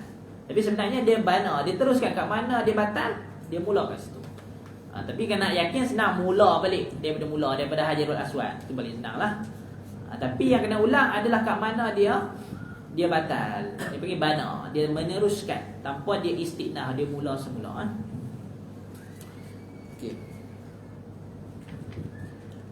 Okey, baik. Fil masjidi kan, mestilah 7 kali pusingan di dalam masjid. Jadi tak bolehlah luar masjid. Kalau luar masjid tidak muktabar. Bahkan orang mengata hawaul Kaabah fi hukmil Kaabah. Tu dia punya apa? Hawaul Kaabah ni inilah udara Kaabah. Maknanya kalau contohnya Masjidil Haram tu bina sampai 100 tingkat, boleh. Hawaul Kaabah maknanya dia punya udara Kaabah tu dianggap sebagai Kaabah juga. Tak perlu kita sengit nak pergi nampak. Tak, boleh. Hawaul Kaabah fi hukmil Kaabah. Dia sama seperti hukum Kaabah. Tapi dengan syarat masjid tu sekira-kira tidaklah dibesarkan sampai masuk pada tanah halal. Contoh kita tak akan datang, contoh dibesar-besarkan masjid sampai masuk tanah halal. Ketika tu tak boleh tawaf pada tanah halal. Contoh dibesarkan masjid sampai masuk tanah halal. Ketika tu tak boleh lah, walaupun masih dalam masjid tak boleh kita tawaf di tanah halal tu. Tapi kalau lah masih lagi masjid tu dibesarkan walaupun besar sangat, tapi selagi mana tak keluar daripada tanah haram, dia masih lagi dalam tanah haram tu, masih dalam Mekah lagi, boleh dia tawaf walaupun dah kita kata puluh-puluh kilometer lah kan, nak keluar daripada tanah halal tu kan ada berapa kilometer juga kan. Nak pun tak pasti lah bagaimana, kita tanya lah orang yang pengalaman kan. Jadi walaupun kita kata belah-belah kilometer, nak kena pusing tu, tak kira. Selagi mana dalam masjid, maka sah dia punya tawaf. Cuma letih lah kan. Okay, terus wal baitu, syarat lagi. Wal baitu an yasarihi, mestilah baitu mana Kaabah tu an yasarihi, daripada arah kirinya. Maknanya dia tak boleh belah kanan dia undur ke belakang lah, tak boleh. Dia mestilah daripada arah kirinya. Cuma sunatnya ketika mana kita nak tawaf, pertama kita menghadap dulu Hajarul Aswad. Kita menghadap. Kita main dekat dengan Hajarul Aswad. Bila kita nak ni baru kita pusing. Baru kita pusing ke inilah menghadap kiri, kita menghadap ke Hajarul Aswad. Itu sunatnya. Tapi boleh daripada mula terus nak menghadap kiri kepada Hajarul Aswad, tidak mengapa kan. Okey.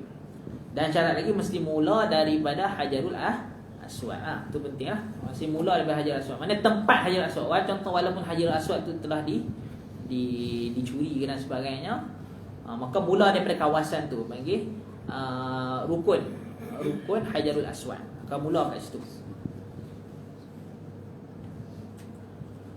Wal baitu an yasarihi wa huwa kharijun anhu, sedangkan bermula ia iaitu haji, orang yang buat haji tu.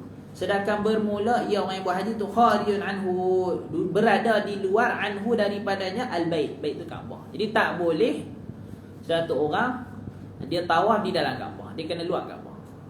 Kita kata mana ada orang tawaf dalam Kaabah, tapi yang kena hati-hati kalau lah contoh sambil dia tawaf dia pegang Kaabah. Maksudnya dia berada di luar, seluruh anggota badan dia berada di luar Kaabah. Jadi kalau contoh tangan dia sambil dia tawaf tu sambil dia pegang Kaabah, biasanya kita kata tak sah lah. Sebab dia ada orang panggil syazarwan. Syazarwan ni dia punya tu beam tu sebenarnya masuk dalam Kaabah juga. Jadi bila dia letak tangan dekat Kaabah sambil dia tawaf, sebenarnya sebahagian tangan dia masuk dalam Kaabah.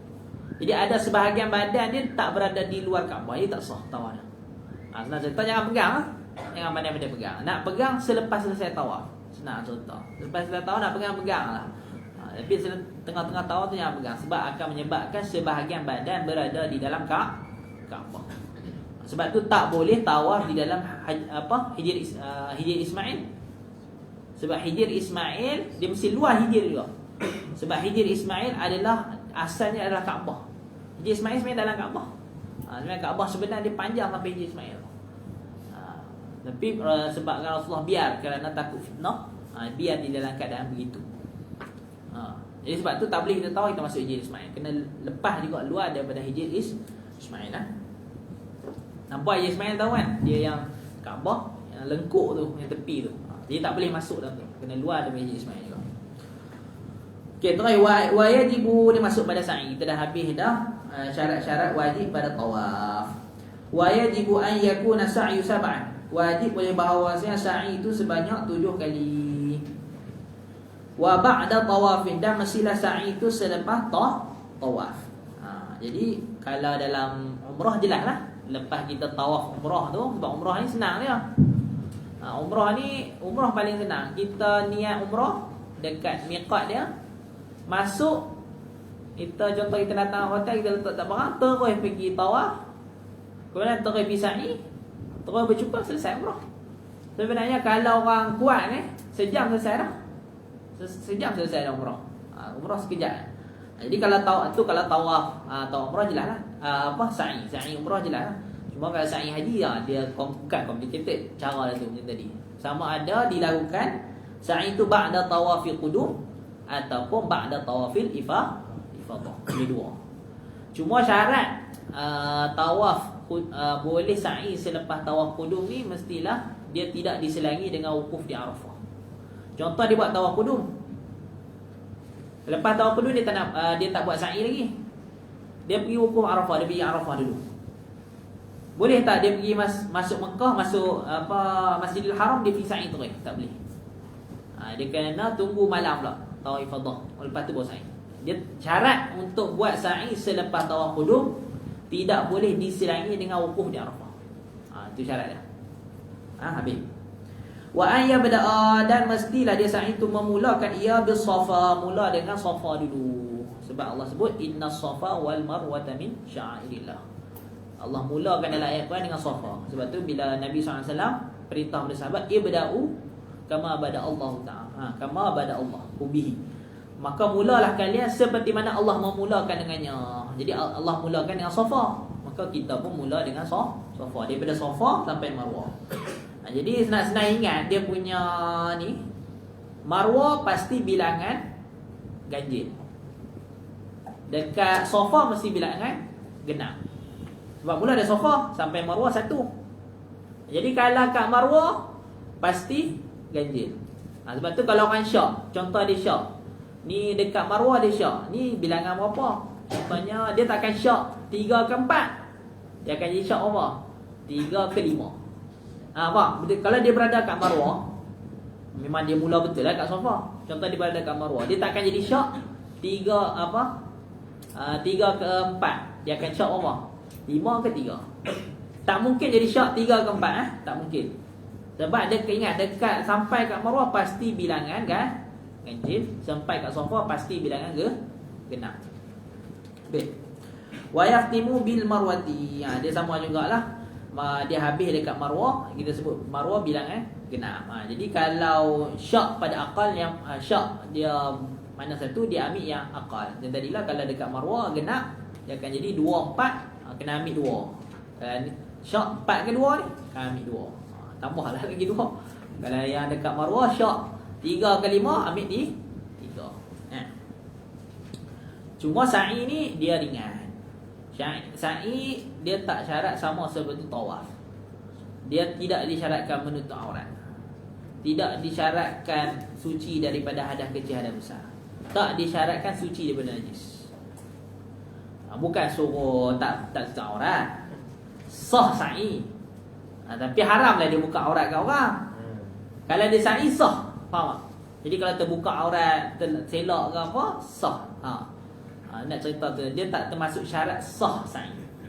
Jadi sebab tu kalau perbahasan orang perempuan, misalnya masalah perempuan haid, perempuan haid sebenarnya masalah utamanya hanya pada tawaf. Kalau dia lepas tawaf, okey, dia boleh buat sa'i dan sebagainya. Jadi sebab tu kalau orang perempuan ni adalah apa cara dia bila dia haid kan, atau salah satu cara dia panggil waktu naqaq tu. Waktu naqaq itu pandangan dhaif dalam mazhab. Waktu naqaq ada waktu berhenti antara dua darah tu kan. Waktu sekejap, contoh seorang perempuan dia keluar darah, kemudian dia berhenti sekejap, ambil naqaq. Ini pandangan dhaif mengatakan naqaq tu adalah suci. Semua pandangan muktamad adalah haid jugalah. Dia perempuan ketika naqaq dia pergi lah, taklid kepada pandangan dhaif, kemudian dia tawaf. Selesai tawaf, dah habis tawaf, kemudian lepas habis selesai tawaf dia keluar darah balik. Maka dia boleh buat sa'i, sebab sa'i tidak disyaratkan suci daripada haid. Dia kena jaga, dia kena cepat-cepat dekat tawaf. Itu satu cara lah. Satu cara, tunggulah sampai habis haid. Kalau haid dia 7 hari, tunggulah sampai 7 hari selesai haid, barulah tawaf. Cuma itulah, perempuan dia kena jaga sikit kan. Okey, habis. Okey, terus. Ni habis selesai pada syarat-syarat wajib bagi rukun haji. Wajibatul haji, bermula perkara-perkara yang wajib di dalam haji. Al-ihramu minal miqat, ni masuk wajibat lah. Nanti kat depan dia akan cerita pasal ta'rif dah. Sebenarnya kita rukun ni benda yang mana haji tidak akan sah melainkan kita laksanakan. Wajib ni benda yang kena buat, tapi kesahihan haji tidak tergantung kepadanya. Dia kena wajib buat juga. Bahkan kalau tak buat kena dam. Okay, yang pertama, al-ihramu minal miqat, berihram daripada miqat. Ihram tu wajib. Yang ihram tu fardu ataupun rukun. Yang wajib adalah minal miqat. Faham? Berihram daripada miqat. Ihram tu kita jelaslah dia masuk rukun. Yang kata kat sini adalah ihram minal miqat, satu package. Miqat kat sini adalah miqat makani, al-makani. Dia ada miqat zamani, ada miqat makani. Tapi yang murad kat sini, yang dimaksud kat sini adalah miqat al-makani ya. Kalau miqat zamani tu yang sebelum ni, bulan-bulan haji tu. Mana haji hanya dilakukan pada bulan-bulan, itu miqat zamani. Ada pun miqat yang dibahas ni adalah miqat makani ya. Sebab miqat zamani tak masuk dalam wajibatul haji. Miqat zamani tidak termasuk dalam wajibatul haji. Sebab kalau contoh orang yang niat di luar bulan haji, dia niat contohnya bulan apa? Bulan Muharram contohlah, kesah tak haji dia, dia akan jadi umrah secara automatik. Contoh dia pilih haji pada ketika Muharram contohlah, dia akan bertukar secara langsung jadi umrah. Walaupun dia niat haji, nawaitul hajja wa ahramtu bihi lillahi ta'ala, terus insarafa ila al-umrah, dia berbalik jadi umrah. Dia bukan jadi tak sah, dia jadi umrah. Okey.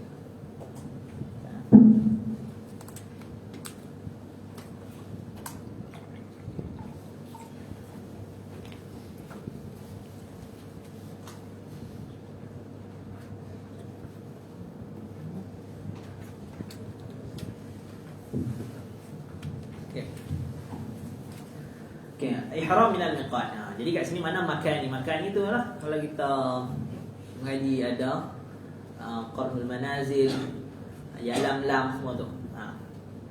Jadi dan semua-semua tempat tu lah. Nanti kena tengok balik dia punya jalur. Bahkan kalau jalan tu, maknanya contoh kalau orang daripada Madinah tu Bir Ali kan.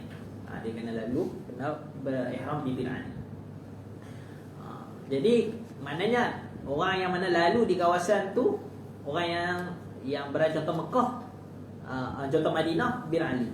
Dan setiap orang yang laluan Madinah. Contohnya kita pergi Madinah dulu. Maka kita tak perlu berniat miqat di kalau tak silap Malaysia Qarnul Manazil lah. Tak silap lah. Kita check balik. Pun kita tak pasti sangat. Kalau contoh kalau Malaysia kita terus nak pergi Mekah, tak silap nak Qarnul Manazil. Tapi contoh kita nak pergi Madinah dulu, maka tak perlulah niat kat Qarnul Manazil tu. Niat kat Bir Ali ya. Mana kita lihat kita lalu jalan mana. Memang kita lalu, tapi kita singgah Madinah dulu. Maka tak perlulah kita niat kita lalu dekat Bir Ali, sebab kita laluan Madinah. Bukan mesti orang yang duduk Madinah ya. Orang yang duduk di Madinah dan orang yang laluan Madinah. Tapi yang dikatakan miqat makani ni adalah hanya orang yang afaqi min orang luar. Orang yang luar daripada Mekah. Memang daripada Malaysia, daripada Mesir dan sebagainya. Ada pun orang Maki. Maki ni apa? Orang yang berada di Mekah. Tak kisahlah walaupun dia bermukim saja. Contohnya dia datang berniaga di Mekah. Dia datang berniaga di Mekah. Kemudian tengah-tengah tu masuk haji, dia nak pergi buat haji. Dia pergi Maki juga. Ataupun contohlah orang buat haji tamattu. Haji tamattu kan dia buat umrah dulu. Dia buat masa umrah tu dia niat dari miqat. Tapi ketika dia nak niat haji, dia niat haji kat mana? Dia niat haji di itu di tanah haram. Tak perlu dia keluar ke tanah halal. Dia terus niat bahkan boleh dia niat di rumah. Cuma sebagai ulama kata mensunahkan dia pergi ke Masjidil Haram, niat di Masjidil Haram. Tapi tak apalah, makna dia boleh niat di tanah haram. Untuk orang Makki, masuk Makki ke sini bukan orang yang penduduk Mekah saja. Tak kisahlah orang yang buat haji tamattu', dia buat umrah dulu. Haji tamattu' kan umrah dulu. Orang yang datang ke Mekah buat umrah dulu. Kemudian dia duduk dalam Mekah. Masuk je bulan haji, dia nak niat haji, tak payah dia keluar ke miqat, ataupun tak perlu keluar ke tanah halal sekalipun. Dia terus niat di dalam tanah haram. Itu kalau, tapi kalau afaqi memang mula-mula datang Mekah nak buat haji, memang kena niat di miqat. Berbeza dengan umrah. Umrah ni kalau dia afaqi, memang dia niat umrah yang pertama. Dia kena niat di miqat lah, miqat yang sepatutnya. Tapi kalaulah dia umrah yang kedua, contohnya dia lepas habis buat umrah, dia nak buat umrah kedua, dia duduk dalam tanah haram, dia kena buat apa? Dia kena keluar ke tanah halal. Kena keluar ke tanah halal. Ikutlah pergi ke, contohnya misal kalau keluar ke tanah halal, orang pergi Sayyidina Aisyah ketika tu dia pergi, dia lupa ni, dia bila tak main tu dia jadi lupa. Maksudnya dia kena keluar ke tanah halal. Apa nama tu? Okey, apa dia tak main. Jadi yang penting dia keluar. Tapi beza dengan haji tadi. Itu antara perbezaan antara haji dengan umrah lah. Haji dia terus, kalau dia memang dah berada di Mekah, dia terus niat di tanah haram, tak perlu keluar ke tanah halal. Tapi kalau umrah, dia nak buat umrah kedua, wajib keluar ke tanah halal. Wajib keluar ke tanah halal. Okey, habis. Itu miqat. Itu makna miqat al-makani. Jadi kalaulah dia melepasi miqat, dia tak niat, maka kena wajib dam. Wajib dam. Kecuali ulama kata, kecuali dia kembali kepada tempat miqat tu balik. Contoh dia lepas dah. Lepas dah miqat, dia pun niat. Dia niat dekat, dah melepasi miqat dia niat.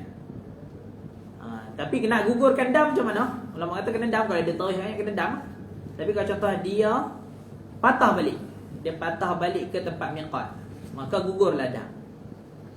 Gugurlah dam. Tapi dengan syarat selama mana dia tidak talabus bi arkanil umrah atau bi arkanil haji. Tapi kalau dah masuk, tiba-tiba dah buat tawaf, jelas selesai dia memang kena dam Tapi contoh dia baru lepas 10 km daripada miqat, dah lepas ni, dia kata patah balik lagi kena bayar dam, patah balik, gugurlah dam.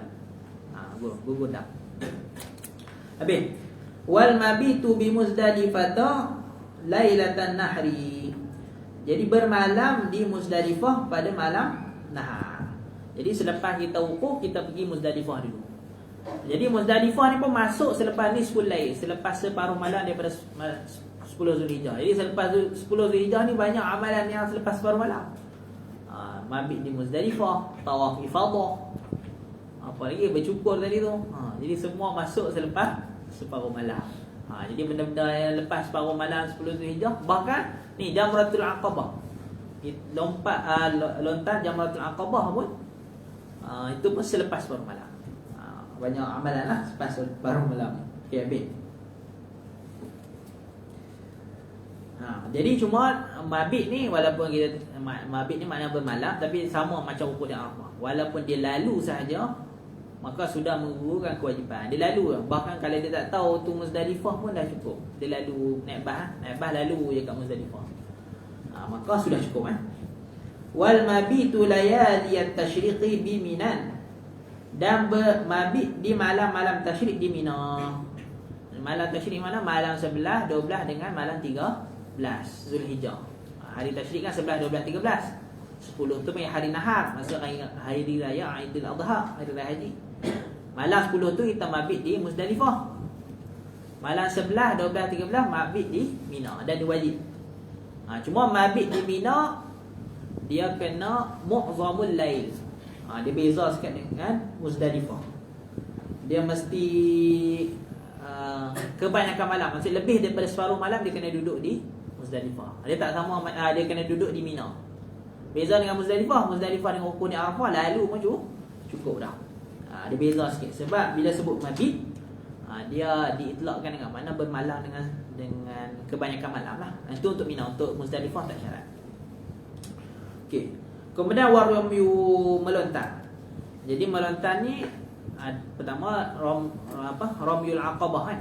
Jamratul Aqabah itu pada 10 Zulhijjah. Jadi pada 10 Zulhijjah kita lontar satu je Jamratul Aqabah.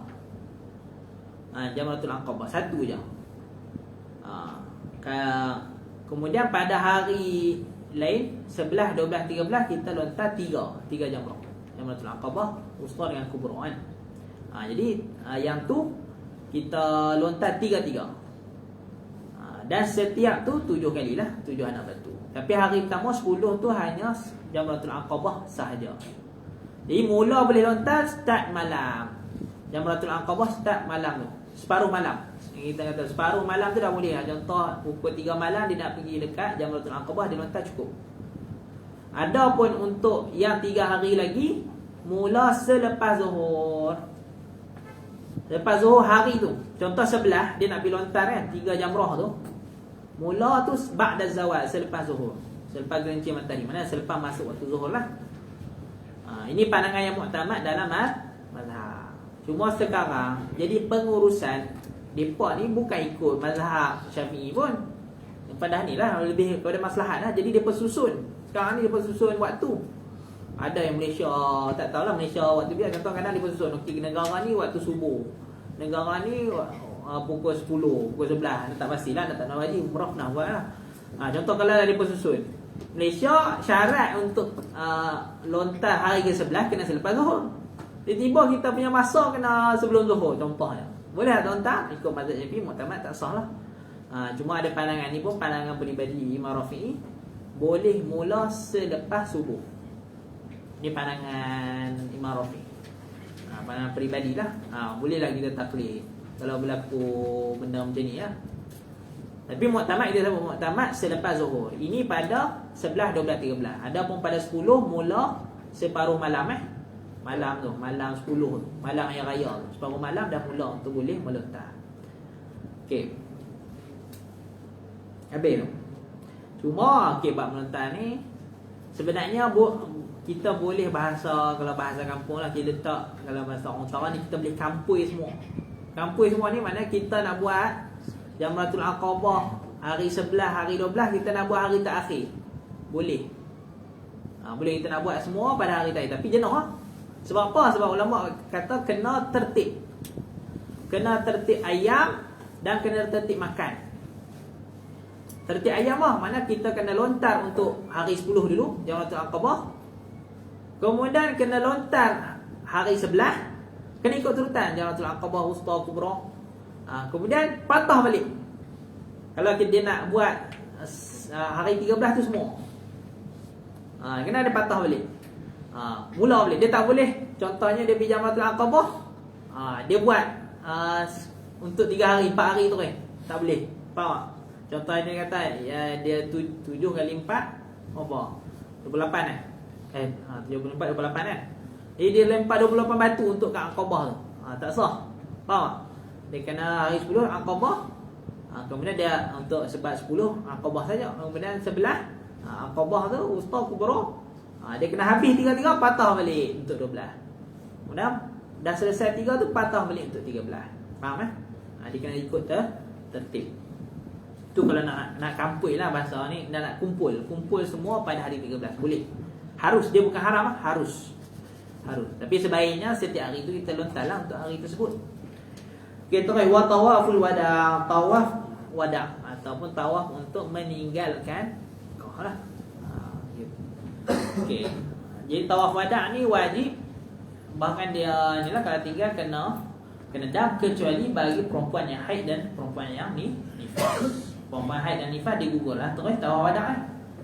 Adapun ni dia wajib. Wajib ni pada siapa? Pada siapa yang nak bermusafir 2 marhalah. Maksudnya contohnya dia nak patah balik Mekah, tapi dia nak keluar dulu Mekah 2 marhalah. Isu sekarang macam orang pergi Taif. Taif sampai 2 marhalah. Tak tahu lah kata jalan baru sampai 2 marhalah. Maka kalau ikut pandangan muktamad kena tawaduk dulu nak pergi Taif kan. Kena tawaduk. Cuma adalah sebagian ulama kata tak perlu sebab ikut jalan lama tak cukup 2 marhalah dan sebagainya. Biar nak cakap ikut pandangan muktamad. Mungkin ada pandangan lain tu kita cari lah. Tapi janganlah kita terlalu meringankan, bahaya. Tapi maknanya kena hati-hati. Ana pun pernah masa yang kali pertama pergi umrah mana tawaf. Kita nak pergi dalam pukul 9 tu. Bangun subuh awal, 2-3 bayi tu tawaf. Kena buat kan tidak? Dosa. Sepatutnya tawaf wada. Kita tawaf wada 2 marhalah, ataupun orang yang mana dia nak balik terus kepada kampungnya. Walaupun kampung dia tu kurang daripada 2 marhalah. Contohnya memang rumah dia tu tak sampai 2 marhalah pun. Dia memang duduk dekat, contohlah duduk kat Jeddah. Rumah dia mau Arab duduk kat Jeddah. Memang Jeddah tak sampai 2 marhalah. Jeddah tak silap 70 kilo tak sampai 2 marhalah. Jadi kalau dia pergi Jeddah, rumah dia kat Jeddah, tetap kena tawaf wada sebab dia nak balik rumah terus. Tapi kalau kita memang nak balik Mekah terus, kita nak pergi Jeddah saja, contoh kita nak pergi hantar orang kat airport kan, tak kena tawaf wada. Sebab kita tak sampai 2 marhalah. Sebab kita nak balik Mekah balik. Okey, habis. Tamai wa amma sunanu, ada pun bermula sunat umrah. Okey, wa amma sunanu, ada pun bermula sunat fa kullu ma siwal arkani wal wajibat. Sunat ni setiap benda yang selain daripada rukun dan wajib. Okey, faman taraka, oleh itu man taraka ruknan lam yasihha, maka barang siapa yang meninggalkan akan rukun lam yasihha, maka tak sah hajjuhu, maka tak sah oleh hajinya. Okey. Ataupun senang faham, kat sini dalam takrif ni ada apa dia?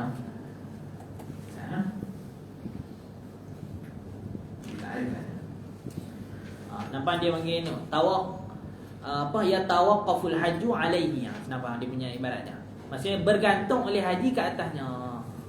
Maksudnya haji akan sempurna ataupun kita kata akan sah dengan melakukan rukun.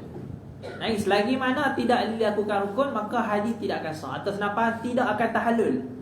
Lagi senang faham, makna selagi mana dia tak buat benda tu semua, dia tidak tahallul. Cuma ada kalau haji tu ada tahallul awal, tahallul sani kan. Macam contoh umrah, dia ada satu tahallul lah. Lagi mana dia tak selesai semua rukun umrah, maka selagi itulah dia dalam keadaan ihram.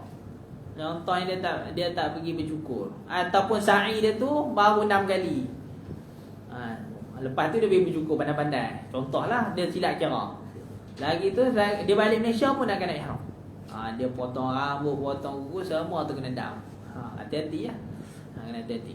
Jadi selagi mana tidak melakukan rukun, selagi mana tidak sah. Maksudnya tawaqqaful hajju atau awil umratu alaihi, yang mana bergantung di haji dan umrah ke atasnya. Maksudnya selagi mana tak buat, dia tidak sah. Dia tidak terlepas daripada ihram haji dan umrah. Okey. Wala yahillu, dan tidak akan jadi halal. Tu nak sebut tu, tidak akan jadi halal min ihrami, daripada ihramnya haji atau umrah, hatta ya'ti bi, sehinggalah dia mendatangkan dengannya rukun tersebut. Wala yajbaruhu, dan tidak menampung akannya akan rukun tu. Damun tu jadi fa'il. Maksudnya dam ataupun fidyah tu, denda tu tidak boleh menampung kekurangan apa rukun yang dia tinggal. Bahkan dia tak ada dam pun, dia kena buat. Dia kena buat, barulah dia lepas daripada haji dan umrah. Wala ghairihi, dan tidak selainnya. Wala ghairuhu lah, dan atau pada damun kan. La yajburu damun wala ghairuhu, dan tidak selainnya. Okey, habis ni masuk rukun wa salasatu minal arkan, dan bermula 3 minal arkan daripada rukun, la tafutuhu madama hayyan, tidak luput oleh ia rukun. Jadi fa'ilnya dhamir mustatir takdiruhu ya, kembali pada arkan. Tidak luput oleh rukun, hu tu kembali pada al-hajju kan. Tidak luput oleh rukun hu ke atas orang haji, madama hayyan, selagi mana ia orang haji tu hayyan, hidup ia. Apa 3 tu? Ni wahia, dan bermula ia 3 tu at-tawafu was-sa'yu wal-halqu. Jadi 3 ni dia tidak ada waktu. Dia tak sama dengan wukuf di Arafah, tak sama dengan melontar jamrah. Melontar jamrah sampai hari tasyrik saja. Habis hari tasyrik dah luput dah melontar di Mina tu. Habis dah jamrah Aqabah ke Wusta ke Kubra ke semua habis. Tapi 3 ni sebab tu tawaf ni kan kita sebut tawaf ifadah, dia mula selepas separuh malam kan. Sebenarnya kalau contoh dia malas nak tawaf, dia tawaf selepas selesai dia lontar jamrah hari 14, Dia selesai lontar 3 hari tu, baru dia nak balik tawaf. Boleh tak? Boleh, tak masalah. Sebab tawaf tidak ada waktu. Bila sa'i tak ada waktu. Contoh dia nak buat sa'i selepas tawaf ifadah, dia malas nak buat, dia tinggal tawaf sampai ujung. Boleh. Begitu je al-halqu kan. Dia gunting rambut. Boleh bila-bila masa saja. Tapi kalau tak buat selagi itu tidak tahallul lah. Cuma tahallul ni, kalau tahallul awal dia akan buat 2 daripada, kalau buat 2 daripada 3, maka dia akan tahallul awal pada 2 daripada 3. Tawaf, sa'i dan bersyukur kan. Dia tengok. Dia kalau buat daripada 3, contoh dia tawaf dah, kemudian dia bercukur, contohlah, ataupun dia buat sa'i, maka sudah lepas tahallul awal. Sebab tahallul awal, lepas tu dia boleh buat benda-benda yang panggil zina. Dia boleh pakai baju berjahit, dia boleh potong kuku dan sebagainya. Lepas lah tahallul awal. Adapun tahallul sani tu, dia boleh buat yang selain contoh jima' dan sebagainya. Jima' kalau untuk suami isteri dan sebagainya. Okey, habis. Wa man taraka syai'an minal wajibat sahha hajjuhu. Barang siapa yang meninggalkan sesuatu daripada perkara-perkara yang wajib, sahha hajjuhu, sah oleh hajinya. Jadi wajibat ni dia wajib kena buat atau mesti kena buat, tetapi kalau tinggal tidak merosakkan haji. Senang faham betul lah. Tetapi dia akan ditampung dengan dam. Walazimahu damun, dan wajib ke atasnya oleh dam, oleh denda. Wa alaihi ismun, dan ke atasnya, ke atas orang yang meninggalkan tu, ismun, dosa, illam yu'zar, sekiranya tidak diuzurkan. Jadi ada sebahagian yang memang dia gugur dosa, tetapi dam tidak gugur. Contohlah, contoh orang perempuan kan menutup muka termasuk dalam membuka muka termasuk dalam wajibatul haji. Contohlah perempuan tu terlalu cantik kena menimbulkan fitnah, dia tutup. Tutup contohnya.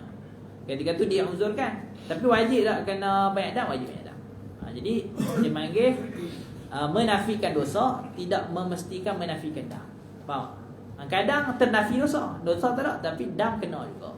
Dam tetap kena. Wa man taraka syai'an min as-sunani fala syai'a 'alaihi walakin tafutuhul fadilatu. Barang siapa yang meninggalkan oleh ia akan sesuatu daripada sunat-sunat, jawab dia fala syai'a 'alaihi, maka tidak ada sesuatu yang wajib ke atasnya. Tak ada tanggungan apa. Walakin tafutuhul fadilatu, akan tetapi luput ke atasnya oleh fadilah, kelebihanlah, tak dapat pahala lah. Okey. Ini masuk muharramatul ihram. Wa yahrumu satru ra'si rajuli wa wajhil mar'ati al-muhrimaini.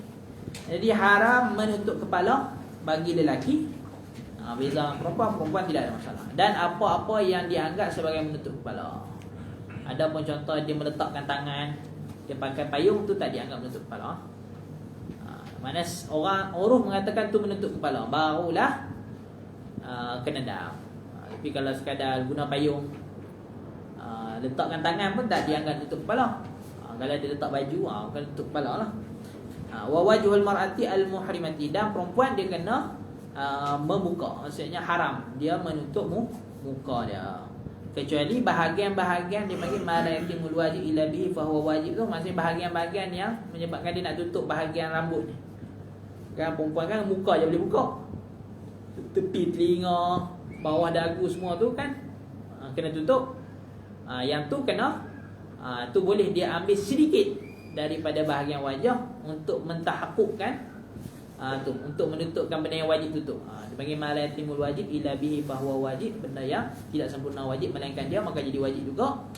Benda ni dia boleh tutup, tak kena fidyah, tak kena dam, tak kena sebagainya. Okey. Au ba'dihima, ataupun menutup sebahagian sahaja. Maknanya kalau lelaki dia tak tutup seluruh kepala, dia tutup sebahagian kepala pun kena juga. Atau perempuan dia tutup sebahagian muka pun kena juga. Sebab tu kalau dalam takfir contoh orang perempuan, dia nak tutup juga muka dia, tak nak kena fidyah, maka dia buat macam kayu. Tak tahulah zaman sekarang nak buat apa kan, dia pakai cap ke tak tahu. Dulu buat kayu, kemudian dia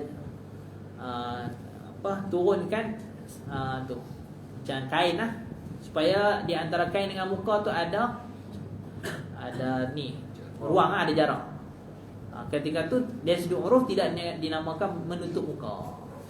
Jadi kan sebagian masyayikh di Azhar dia kata benda tu agak ni sikit lah, macam melampau lah. Tapi sebagian kalau ulama-ulama Hadramaut dia kata tak apa kan nak buat. Jadi benda ni tak apalah. Tapi yang penting kalau nak buat, kena buat macam tu. Kalau nak tutup juga muka, saya kira tak nak kena dam, kena buat macam tu lah. Saya kira tidak menutup muka. Bahkan kalau lah contohnya angin tolak benda tu, kalau lah segera diangkat, maka tak kena dam. Tapi kalau dia biar, angin tolak sampai kena muka dia biar, maka kenalah dam. Kemudian wa izalatu zufri wa sya'ri, dan menghilangkan kuku dan juga rambut.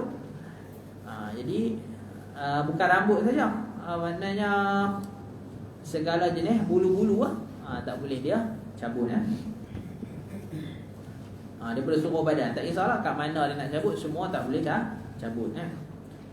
Wadahnu sya'ri ra'si wal lihyati, dan meminyakkan, meletakkan minyak pada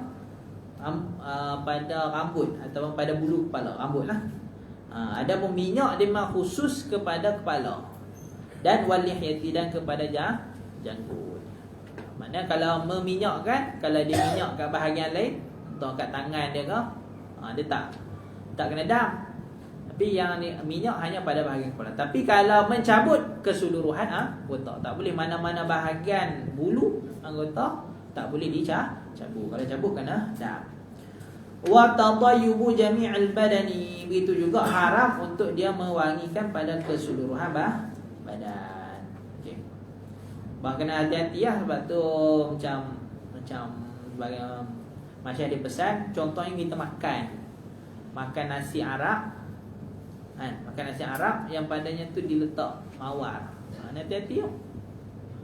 Faham? Ketikanya bau dia masih ada, kita pun makan, dia masuk dalam tatayyub juga. Hati-hati. Hati-hati. Tapi kalau tak wangi tak apalah. Contohnya, ada lagi contohnya kan minyak dia makan tu, dia pun pergi sapu lah kepala dia tu. Atau dia pergi sapu dekat janggut, kena dam juga. Hati-hati ya. Nak makan pun hati-hati waktu haji ni. Okey, tu kan. Wa yahrumu 'aqdun nikahi wal jima'u wa muqaddamatuhu wa idlafu kulli hayawanin barriyyin wahsyiyyin ma'kulin. Okey. Ni muharramatul ihram. Okey, sikit. Haram untuk buat akad nikah. Tak kisah dia menjadi wali ataupun dia jadi orang yang nak menikah, dia sendiri jadi suami ke contohnya. Dia sendirilah yang qabul nikah. Sama ada wali kan mujib, dia yang ijab. Qabul kan lelaki tu, suami tu yang bakal suami tu. Tak kisah dia bakal suami ataupun pak mertua tu bakal pak mertua, tak kisah, dua-dua tak sah. Ataupun jadi wakil kepada satu orang. Dia kadang ihram, benar mewakil, orang yang mewakilkan dia tu dah kadang buka ihram pun tak boleh. Bahkan ulama kata contohnya dia wakil, orang yang mewakilkan tu tengah ihram pun tak boleh.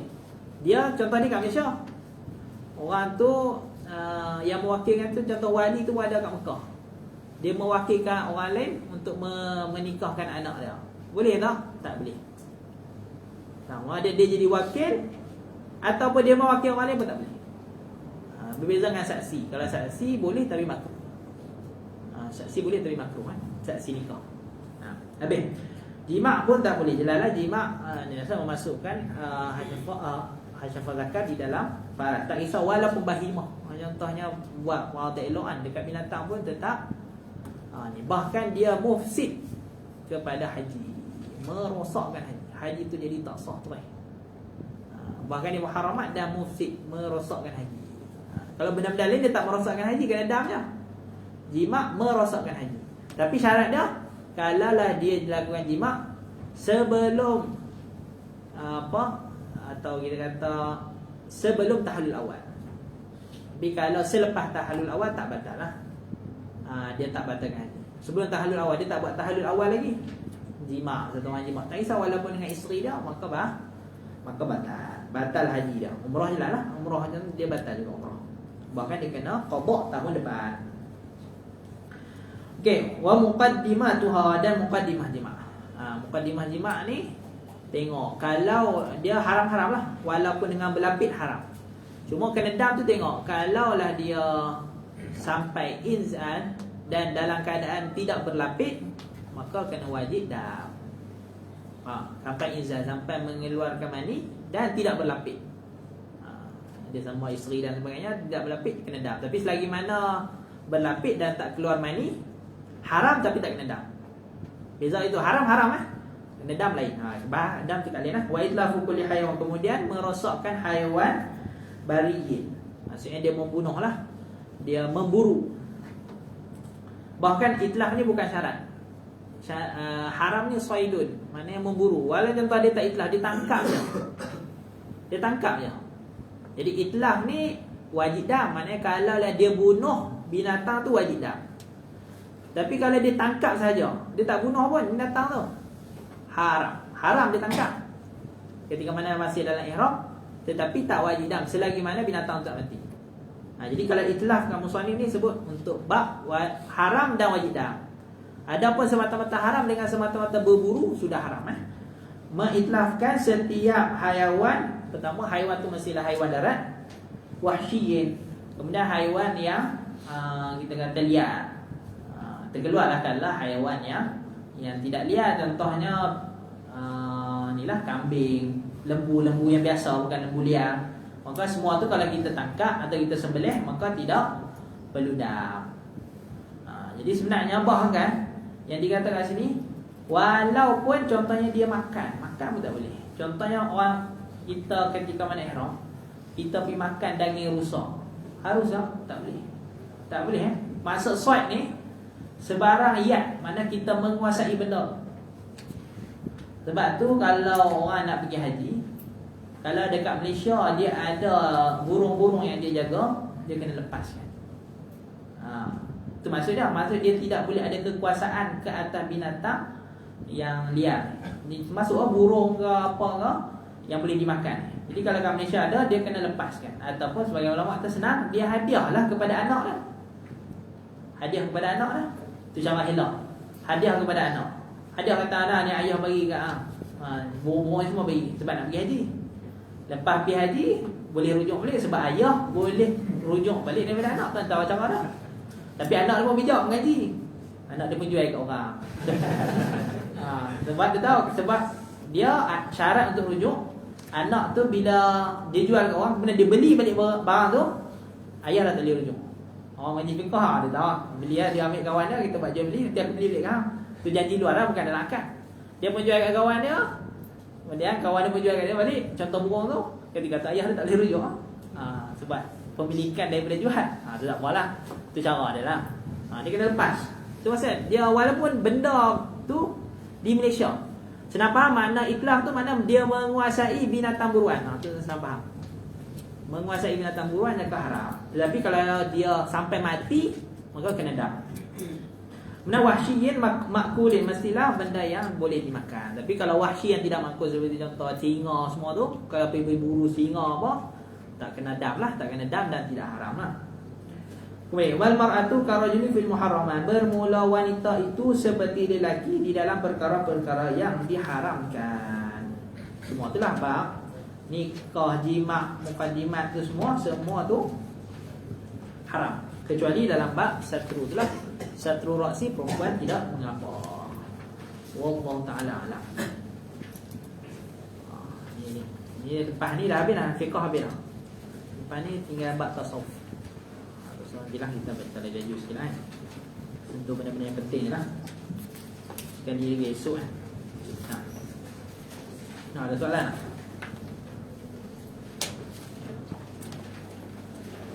Okay. Wallahu ta'ala alam. Allahumma salli afdal as-salati ala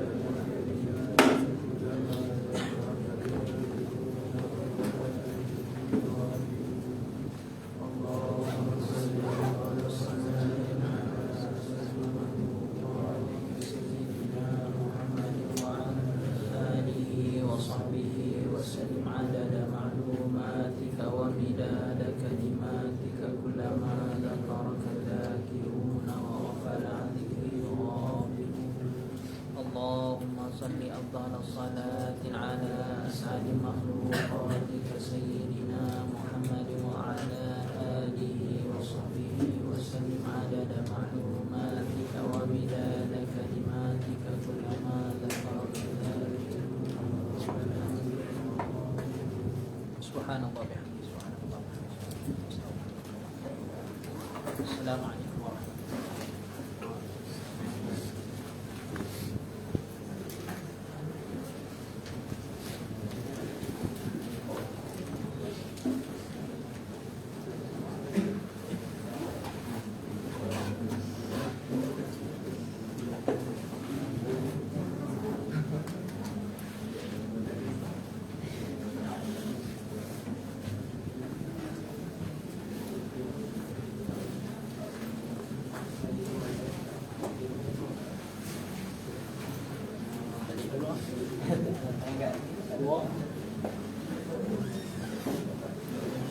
Enggak.